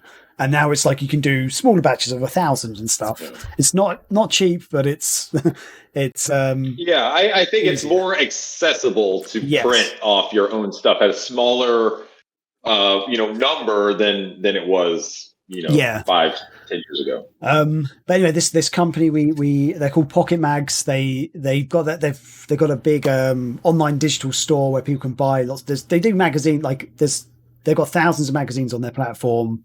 They're really big magazines basically, but anyone can basically sort of sign up to them and sort of put their magazine on there digitally.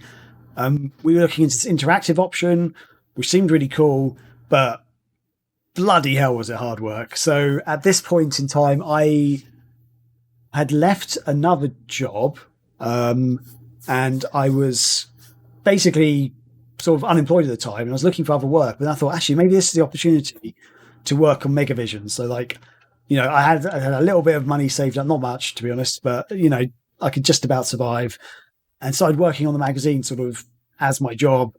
But the digital interactive magazine was not an easy thing. The platform they sort of sold to us, as it were, wasn't the easiest thing to do.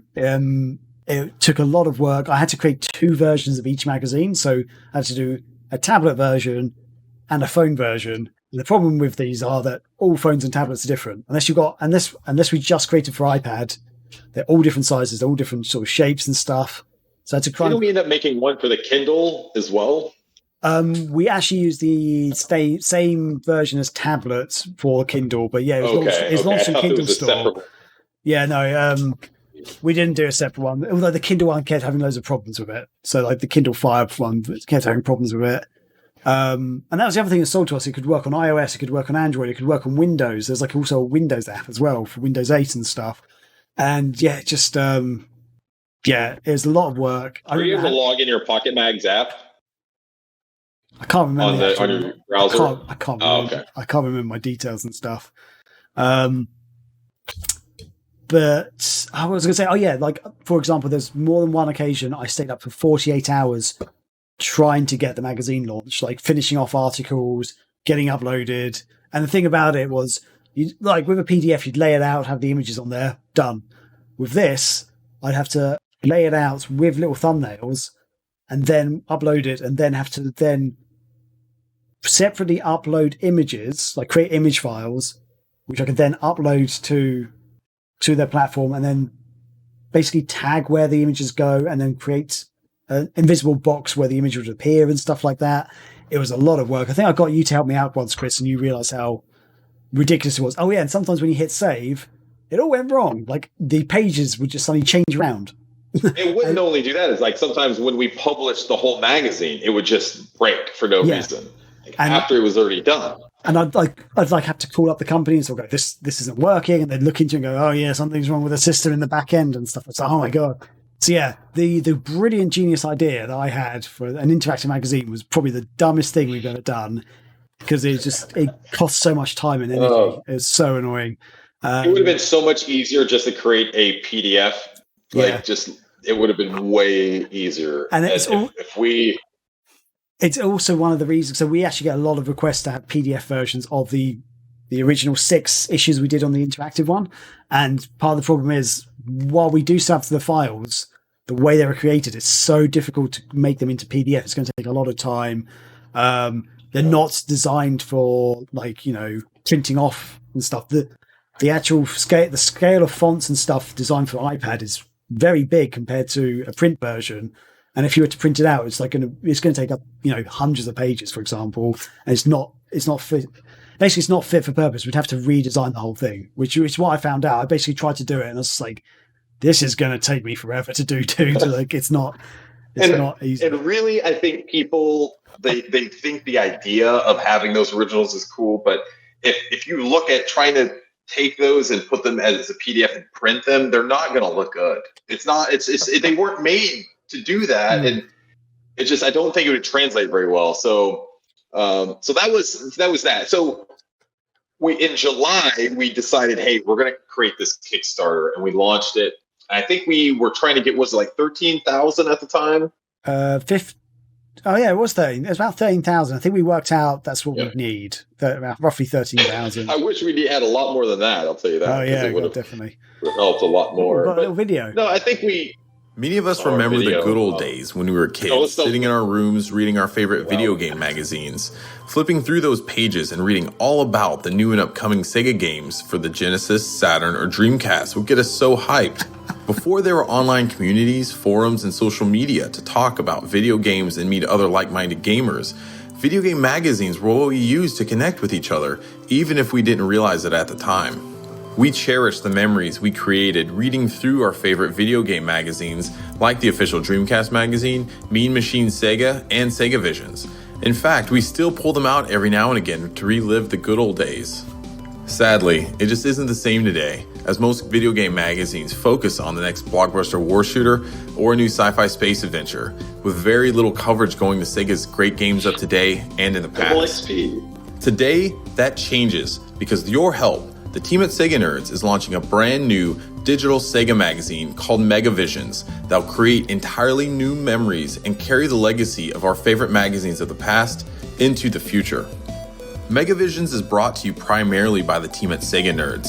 We've been covering Sega for more than 10 years, and the site remains one of the earliest Sega news sites still around.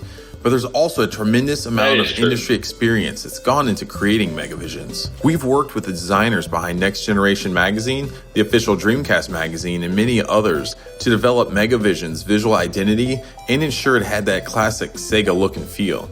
Each issue will feature an entirely original, hand-drawn cover by video game artist Rob Duenas, who's created many covers for Game Fan Magazine, Play Magazine, Retro Magazine, and many others. Mega Visions' first issue will release later this year, and each issue will be delivered via our custom app on the iOS, Android, and Kindle app stores. Our focus will be a balance of current news and reviews of Sega and Atlas games, but also a very strong representation of retro Sega content. You can expect to read incredibly well-researched cover stories, in-depth retrospectives, reviews of current and past Sega games, the latest Sega news, and a ton of other great features and columns that will only be available to read within the digital pages of Mega Visions. We've partnered with Magazine Cloner, one of the industry's leading digital magazine publishers, to enable us to bring the magazine on nearly every device and platform imaginable, including the iPad, iPhone, Android tablets, smartphone, Kindle Fire, Windows, PC, and Mac. It won't simply be a scanned PDF of a physical magazine like you've seen so many other publications offer, but it will deliver a true multimedia experience that no other Sega magazine has done before.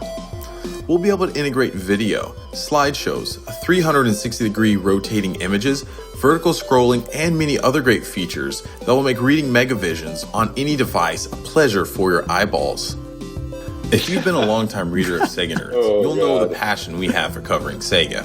For those who only know about us in passing or have never heard of the site before, we encourage you to look through the vast amount of Sega content we've published throughout the years. We believe the quality of our website and content is proof that we're capable and passionate enough to see Megavisions become the success we know it's capable of being. We encourage you to read through our Kickstarter campaign, and if you believe in what we're trying to accomplish, we hope you'll consider investing in our dream. With your help, we can create a magazine that not only Sega fans will love and cherish, but one that gamers throughout the world will want to read. Oh, and be sure to keep following our campaign in the days and weeks ahead, because we have some very exciting surprises and announcements that we're sure you'll get a kick out of.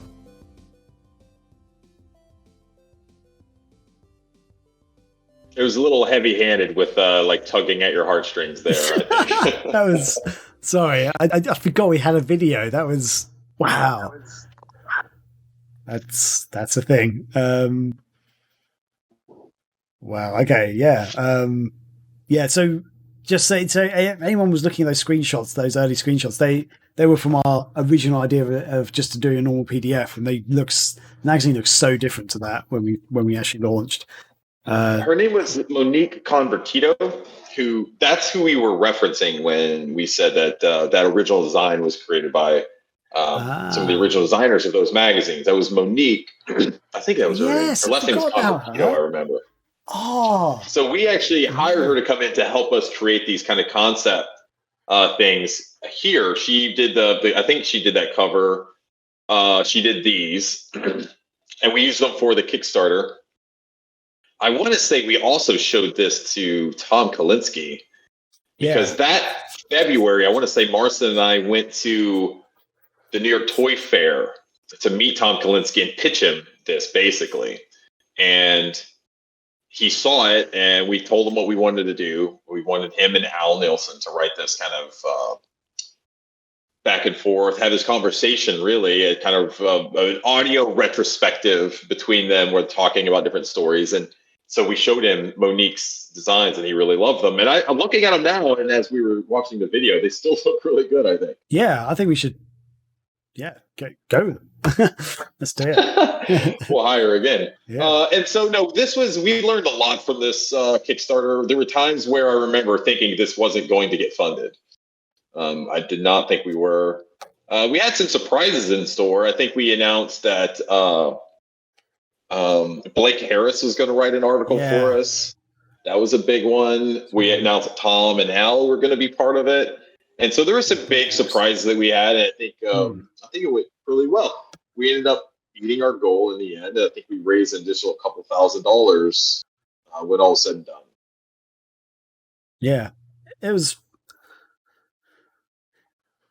good. It was a good feeling to get it launched. And I think we didn't really fully appreciate how much work would be involved. Now, I definitely didn't from the interactive side of things. I wish we'd gone with the basic PDF version, and then we could have easily, hopefully, transitioned into a print version down the line a lot easier. But yeah,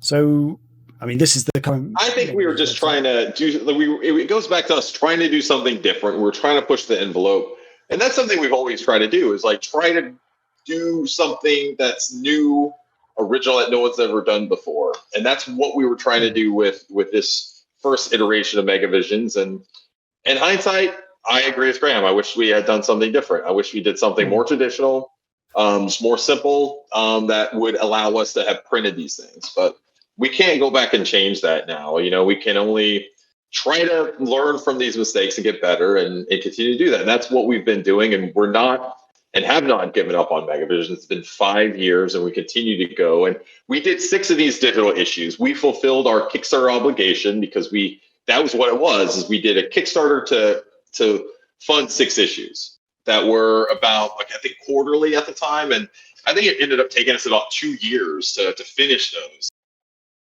I think actually we did stay on track with those issues. They were basically, was it quarterly or was it bi-monthly? I don't know. Maybe it was bi-monthly at I think first. it was bi-monthly. I don't know. What were we thinking?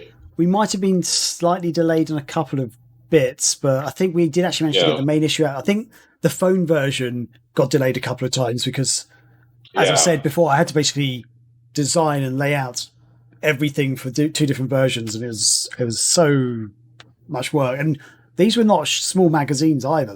We had hundreds of pages in them, basically. If you were to convert them into a magazine, they were way too big. They were way too big. Yeah, we should have not done as many things as we did. I remember people would actually tell us, like, there's too much content in this stuff.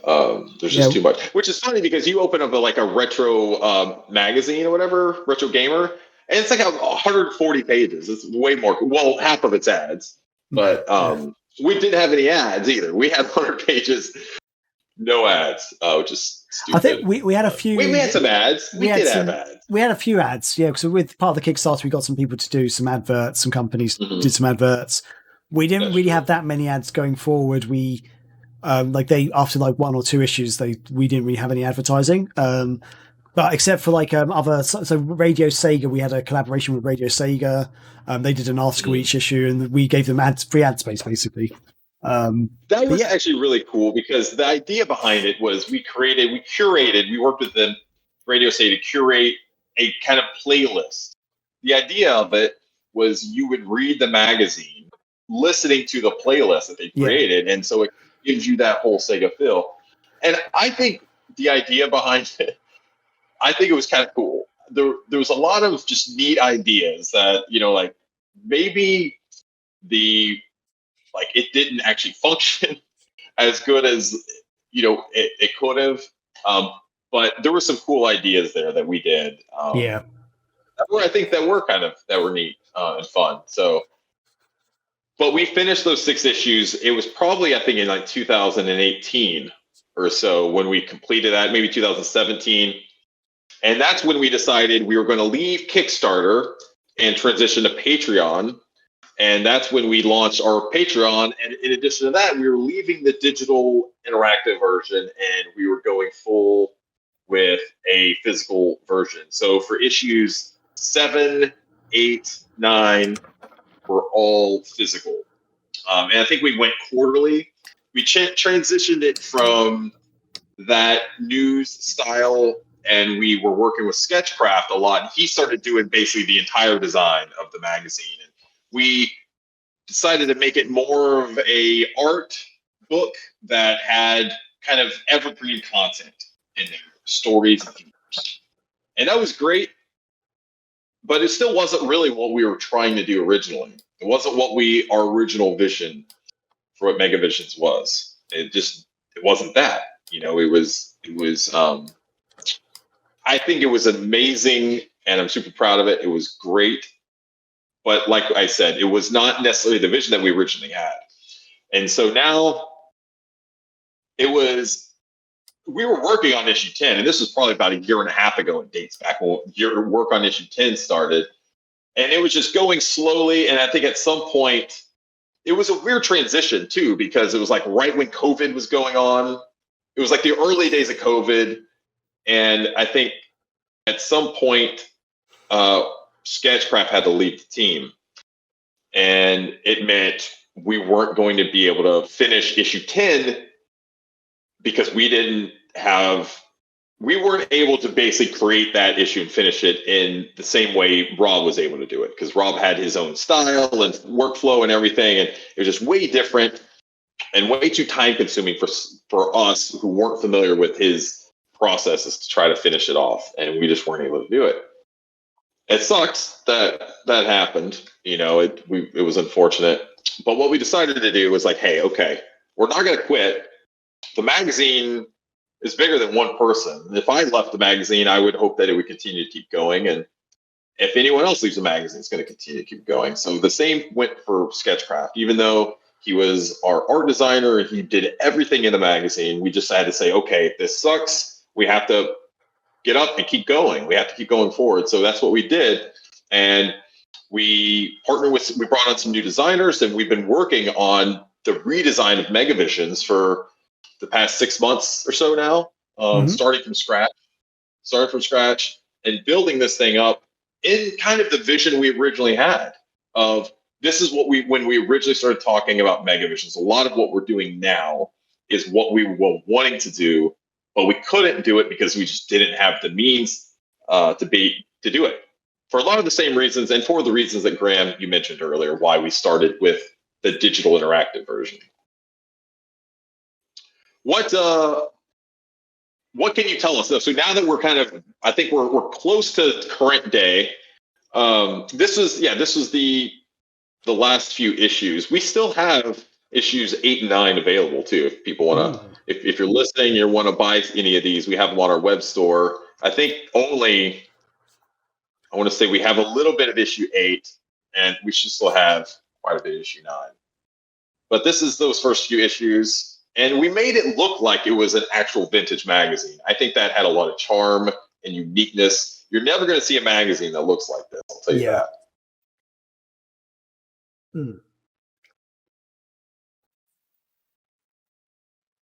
So one of the things, I guess we could jump into current day.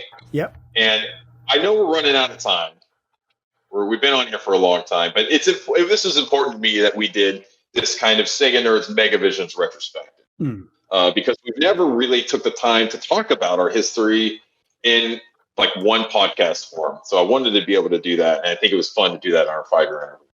I think it makes sense.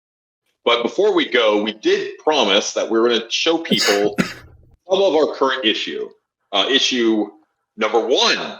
Because Graham, tell them why we have an issue number 1 now. I feel like you're best placed to explain this, but we are looking at relaunching the magazine. So we a bit like what we've done with our previous websites, like with Dreamcast's Realm, with SEGA Nerds, we effectively had to like relaunch them at certain points in time. And it's basically effectively starting from scratch. And that's kind of what we feel like we've needed to do with Megavisions in a way. We've had the digital version, the interactive digital version for tablets and phones and stuff. That sort of ran its course. It was a pain in the ass to do. But then we moved to the print version, which was amazing with Rob at the helm, sort of doing all the artwork and being the art director, creating something so unique and so amazing. But since Rob's had to sort of move on and stuff, he's still going to be involved, but he can't be involved as much as he is. We need to look at other ways of doing the magazine. And so the magazine's going to have a very different look to it. We're still going to have the same content pretty much, like, the same sort of, you can expect most of the same articles and stuff, maybe some slight changes, but most of the team is still there. So all the writers are basically still there. We've got some more writers as well, actually. But the look of the magazine is going to be very different. So effectively we're rebooting again. We're relaunching, and hopefully this is a new magazine that we'll be able to actually pump out more regularly, because that's while Rob's artwork is just beautiful and gorgeous, it was a much longer process than perhaps maybe we'd like and maybe the audience would like. So we were never able to sort of do a very regular, like monthly or bi-monthly issue each time because of how much work went into each of them. So what we're looking at doing is going forward, hopefully going to have something that will be easier to put together, be more regular. We're not committing to anything right now, but hope the goal is down the line, hopefully we'll be able to do a bi-monthly, even a monthly issue. But we're going to start off slow, take the steps, learn from the mistakes we've made previously where we sort of just jumped into things. And yeah, so I mean, Chris, is there anything else you'd like to add to that before we show some of the screens?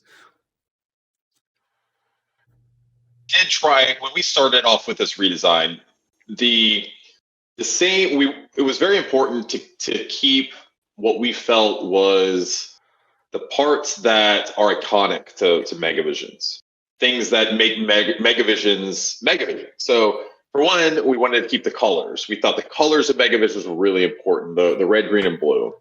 We wanted to keep the font. We thought that was a very Megavisions thing. Our logo is still the same. We've removed kind of the vintage look to it, so it's white and clean, which is also the same for the rest of the magazine. So we know that vintage look was a little not controversial, but some people liked it and got what we were going for, and some people didn't, and that was fine. And we knew that not everyone was going to like it, and that was okay. But that was just a design and an art style decision that we made. And just like that with this, we're deciding to go another route and just make it all clean. We're not going to have any filters on the images or anything like that. It's going to be pure screens. And we tried to clean up some of the design. And like Graham was saying, we actually are bringing in a lot more feature writers to contribute. And one of the things that is very important to me with this new version of Megavisions is I really want the content that we put in the magazine, the stories, to be valuable to our readers. I don't want to just put content in there for the sake of doing it. For instance, just do some retro reviews on random games. Like, if we can't add anything of value to the conversation revolving around these games, then I don't want to do it unless we have something to say or maybe information that can be valuable. So that's kind of where we're approaching every article that you see in these issues. With issue 1 for this, because we also decided in the reboot, we thought it would be best to start over at issue 1 again and give our readers an actual physical issue, which we announced that decision a few weeks ago. So we're back to issue 1. However, we still have some content that we had created from issue 10 that our writers and our artists had already done. So some of that content that we had created originally for issue 10, we're still going to use in this issue 1, which we can show some of these designs. Graham, do you want to show off some of the new stuff? Let's do that. Which one should we go with? First? Let's do a roulette. You pick. Okay, screw it. Let's go with the first one. There we go. So this is Graham's Golden Axe Beast Rider review. Long in the making. This is the game that got you your first death threat online. Yeah, which you'll find out a tiny bit more inside this article. So I do reference that, but we've spoken about that on the podcast before. Shall I just explain that reason? Yeah, you can talk about it real quick. Yeah, so very quickly, I reviewed Golden Axe Beast Rider back when it first launched back in 2008, and I gave it an average score. Like I said, it was an average game, which was not a controversial opinion at all. Most other places gave it a negative or an average score as well. And but because we were kind of like a big community and stuff, someone who was friends with me on the SEGA Nerds forums, was friends with me on my Xbox account, had seen that I had not unlocked the game completion achievement. Which was they said, you didn't even finish the game before you reviewed it. Because I think there's a couple of people on the SEGA Nerds forums who really liked the game, and one of them called me out. So they said, you didn't even finish the game. Like, well, why? How can you review a game without finishing it?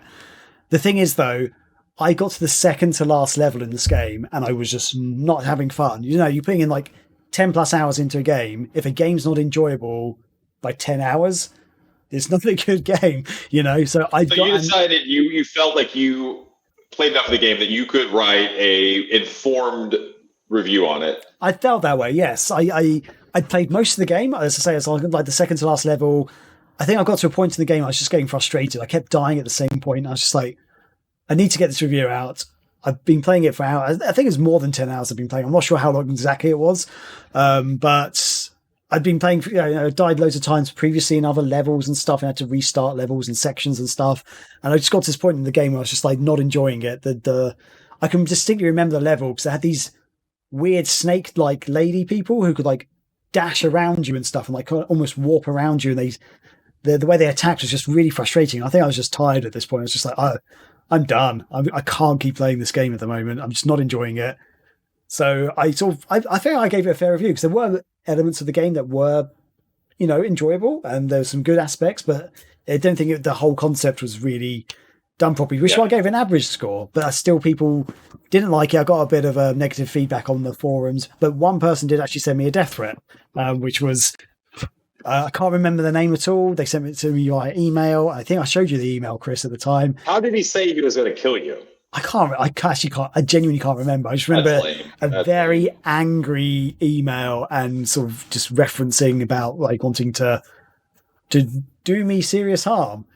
Yes, happy dude. Yeah, it was crazy. I can't remember who it was either. I feel like if you're going to give me a death threat, make it just make it worth it. Like, tell me some detail, like what you're going to do or to me or something. Yeah. Something to work with, But I think so go ahead. Oh, sorry. I think there's a delay there. What were you going to say? I was just going to try to wrap it up and keep moving. Sure. Yeah. Okay. Let's keep moving. But okay. So this is the Golden Axe Beast Rider.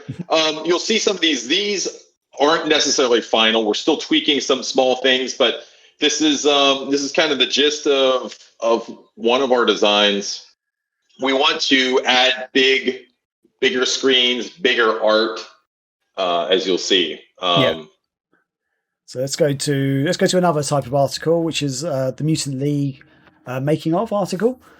So this is a cool retrospective that we had done by Graham Mason. That's his last name, I believe. I don't have it written here. So what's his last name? You cut out just then. I believe it was Mason. But Mason. Okay. You could probably look on the byline there, but I think the byline's on the first page, and we're not going to show the first page of this one. For a reason, the first page. We're still working on the main art for the first page. Yeah. But he wrote this really cool, in-depth. He talked to Michael Mindheim and some of the other people that were on the original teams building these games. And the Mutant League games have always been a personal passion of mine, and so I was very happy to get this, and we're going to publish this kind of retrospective feature on it. And I think this is going to be a little indicative of some of the content that you'll start seeing more of in Megavisions. Yeah. So we can keep going. Yeah. So we've also got a piece about Streets of Rage 4 as well. So sort of a bit more modern Sega stuff there. You'll see that we're continuing to use sprites and stickers and things like that, which we were doing before. The design is cleaned up a little bit. It's a lot more wider. Use a little bit more. I was going to say we kept this sort of the Sega grid, retro grid, in the background a little bit as well, which we kind of had before, but it's a bit cleaned up. And people are asking why we're now publishing a Streets of Rage 4 review. This was, I think, one of the original pieces of content that we had, but we went back and updated a lot of the content. So it's not just stuff that's talking about the original stuff. This one will have in this layout in the article, we'll have stuff about even the Mr. X, like the Nightmare DLC that just came out. Yeah, for that. So we are freshening up all the content. It's going to have new stuff in it. So Streets of Rage 4 review. This is our Doom Eternal. Yeah. So people might be asking, why are you putting a Doom article in there? One of the things that we're doing too is expanding our scope a bit. Whereas we were primarily focused just on Sega stuff before, we're going to start adding in a little bit more of general retro coverage. I would say probably 90 to 85% of the coverage is still going to be Sega, but we're going to add in a little bit of just retro and other stuff along the way. So Doom is a series that has been around and it's been on many different Sega platforms. So we feel it's it has some history with Sega and it fits within our magazine. Is this what is this one? This is the Punisher. Punisher. I hardly know her, but seriously. And we've still got this is one of the articles I've been doing for years in the magazine, which is what did I just play, where I look at weird or really either really bad or just really strange or really crazy games or a bit of all of them. So this is one of the articles I do where I just observe. It's not a review as such. I just look at a game that's just a bit weird or a bit out there and sort of talk about it and talk about some of the good points, some of the bad points, and just say why, like what did I just play, sort of thing. Your favorite one of those you've done is the Virtual Highland in the previous issue. I think it was issue 9. Yeah, that's we published that one. Yeah, that's so much fun. And Akira Blade said, you mentioned on Patreon that you're giving more space to indie projects. That's great. And yes, absolutely. There's something we're dedicated to, because there's a lot of, we feel especially these days, there's a lot of indie projects that are actually very related to sort of Sega games. There's a lot of virtual successors to old Sega IPs or just games that have been influenced by Sega IPs. And it really does fit in with what we're trying to achieve as well. And there's so many great indie games out there that I personally, on a personal level, I'm enjoying more than some of the big AAA games out there.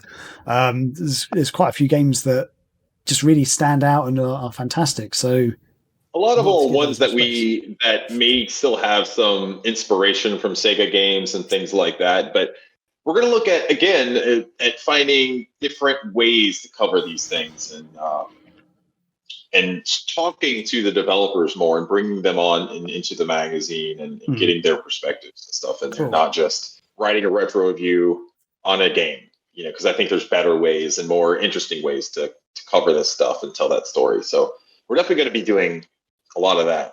I'm excited. For sure.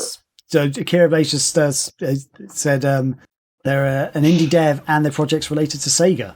So if we want to get extra material for an article, maybe give us a shout. Yeah. We'll definitely look into that. But we're certainly going to be adding in indie stuff in the magazine. We're going to have more to show. But we thought it was important just to kind of show everyone that this magazine is still coming together. We're still producing it, and we're making progress. It's been tough. I won't lie to you. It's been hard building this team back together again, getting the design team back, and getting progress going.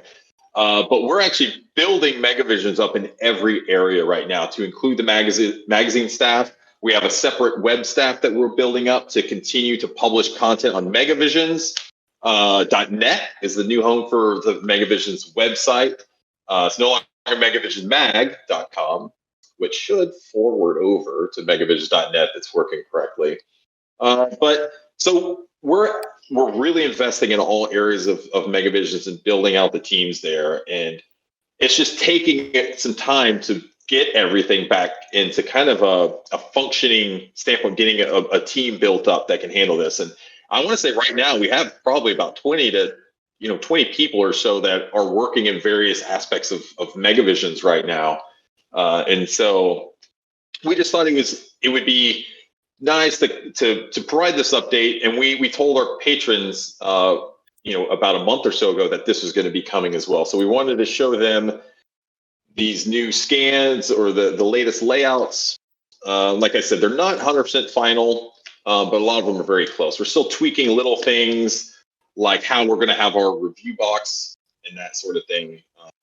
Small tweaks, but the main redesign, the main look and feel is going to be like what you see here. So we hope everyone likes it. We're going to continue to tweak things as we go forward. Yeah. But this is it. With that, should we just move on to discussion about the podcast, the show? Oh, shit. God, we still got that. Yeah. So, okay. So just talking about the whole chat about, talking to indie devs and stuff, actually just triggered it in my brain as well. So the Megavision show, as you know it, is changing. With the relaunch of the magazine and stuff, we realized we want to focus our efforts in certain other ways. We've really enjoyed doing the Megavision show as it is right now. But we want to make it a bit more focused on those developers. So it could be main developers in the industry, like old Sega developers, people who worked at Sega, or it could be indie developers that we want to sort of start getting involved in. And we want to make it more of a show that is focused more on interviewing and talking to some of these people who've worked in the games industry who are still working in the games industry in whatever various guise it is. Like it could be the former marketing manager of Sega, or it could be an indie developer who's just making a Sega Rally fan game, as was mentioned earlier. But that's something we want to do. We want to still keep doing a show in a way that we can discuss Sega news, a little bit of Sega news and stuff, but have that as more of a feature, as in the discussion with the developers. And it's not just going to be a boring interview. The idea is we're not just going to do a boring interview. We want to get them involved in the show, and also maybe even like play games with them, for example. Like, we want to get them involved. We want to show off the game that they're working on and stuff as well. So we're still fleshing out some ideas, but effectively the show will be changing a bit. We still intend to keep it as a live Twitch show, which will also go on YouTube. We do hope it also translate to audio as well, but we might do a bit more editing for the audio version. But the plan is the show's not going away. but we're going to change it. We're going to evolve it. We've evolved it a couple of times in the past, but this one we're kind of excited about. We've got some really good ideas. Some of them we can't do for technical reasons, and I think we've learned previously not to do things that we don't know for certain we can do. So we're going to try and do things we know we can definitely do, and hopefully down the line we'll be able to invest a bit more time or money or whatever's needed to get some of other really cool ideas off the ground, because some of them are really good. I think a lot of them are just limitations of technology at this point. It's not. Yeah. I don't know if it's necessarily like lack of and time. Really, it's just we have a lot of it. Is if we were to do everything that we wanted to do, we'd probably need an entire production crew, because it would be a real production show. Yeah. But we're going to start small, like Graham said. I think because looking back, a lot of our old podcasts, I think the strongest episodes were the ones we were interviewing people and interacting with people. And I think we do that really well. I think that's one of our strengths, and we're going to go back to that. But we're going to do it in a unique way. We're going to do it in a unique way that other people, I think, aren't doing it. And I think it's going to make it a more visually appealing and fun show. And we have some exciting things in store. And I think that is going to help bleed over into all other aspects of Megavisions. And we've got a lot of exciting, crazy things. And I'm so excited. I will say this. I don't think I've ever been as motivated and as excited to work on what we're doing. Maybe ever. Maybe, like back in when we relaunched SEGA Nerds in 2012, when we were, like killing it on SEGA Nerds in like the 2006, 2007 era and all those times. Like, I'm there and super excited and motivated to get all this done. And now that we're opening up in convention season here this fall, you're going to start seeing the Megavisions crew out at places like Too Many Games. We're going to the Pittsburgh Retro Expo that's happening out there. I don't think it's the right name for it. But then at MagFest in January, we're going to be there as well. So lots of stuff coming. If you want to get on the Patreon, there's still time to get on there and join before the deadline's going to be cut off to get issue 1. So if you want to do that, go to patreon.com/megavisions and you can join there and get your subscription. So. Cool. Yeah, and this is for everyone as well. Like I've dropped a message in the chat, but if you aren't already, come and join us in our Discord channel. We're pretty active in there. We're actually probably most active in there. We've got a great community going on there, and like Akira Blade. If you want to share some like screenshots from your projects in there and stuff, like please do. It'd be really interesting to see what you're working on, and like you can sort of get in touch with us there. You can also get in touch with us on the various social media channels at Megavisions Mag on Twitter, at Megavisions on Instagram, we're on Facebook. We've got our news website and stuff. So check us out. Log on to the Patreon and sort of subscribe for the next issue of the magazine, because hopefully it's going to be really exciting, and hopefully it's going to come more regularly as well, because so far it's actually easier to lay out. That's all I can say for certain. It's definitely compared to the old. It's easier to lay out than the old interactive version. Oh yes! Oh my god! Yeah, it's so much easier. Brilliant. I guess that will kind of do it, really. I think we covered. There was a couple of issues. Akira Blaze just said they're in touch with one of our writers on Twitter. Perfect, brilliant. We'll let the writer sort of handle that if they're already jumped on it. Fantastic, thank you. John Trevor. Sorry, is that your name? Sorry, Akira Blade. Because Oh no, John, and it's Xbuds. Oh, okay. I don't. Yeah, sorry. Xbuds, I don't actually know his real name. That's really bad. He's one of our writers. On Discord and stuff, we all go by like the usernames and stuff, so I always never know who's talking. Thank you so much. Brilliant. What was I going to say? I can't remember. Yeah, just check us out. Come and join us. Chris, you wrap it up. You wrap up the show, Chris.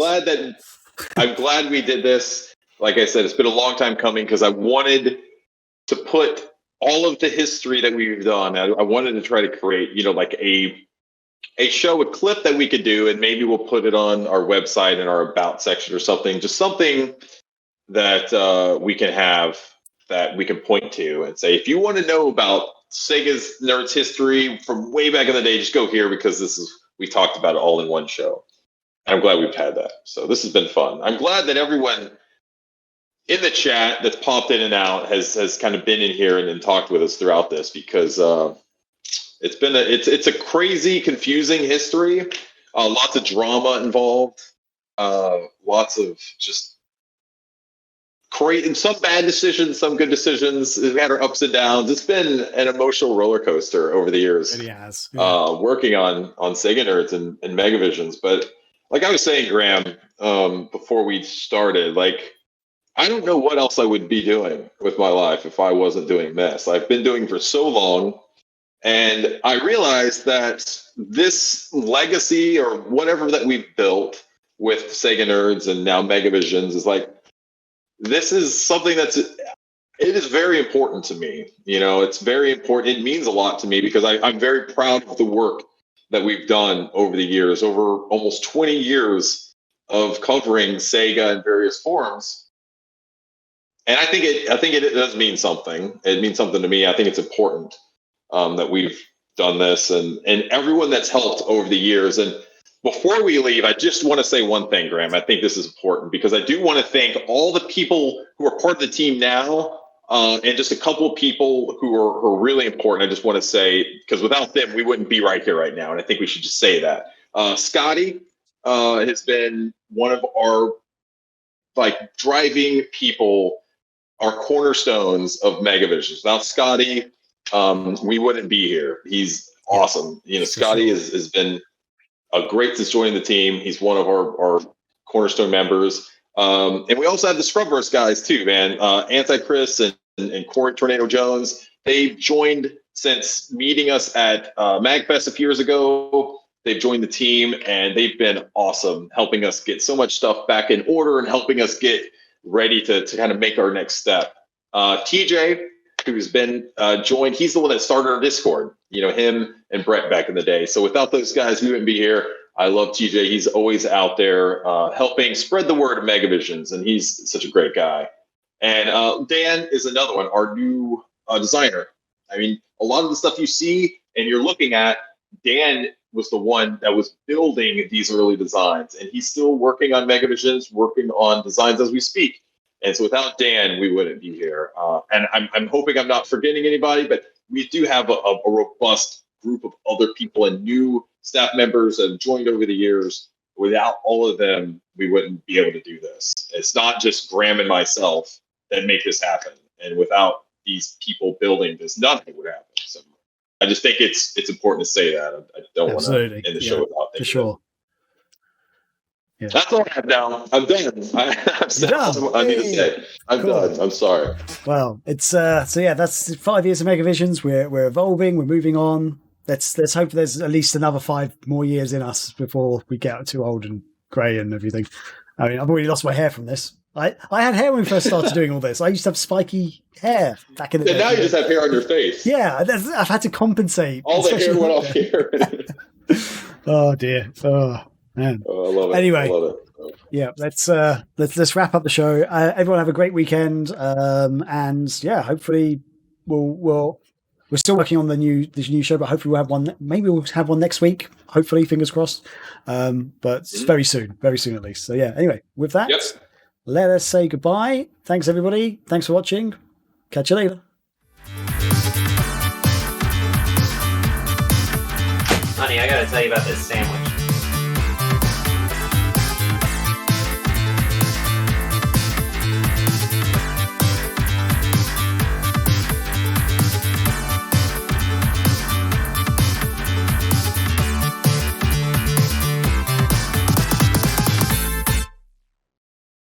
Okay. I'm still not happy with my camera.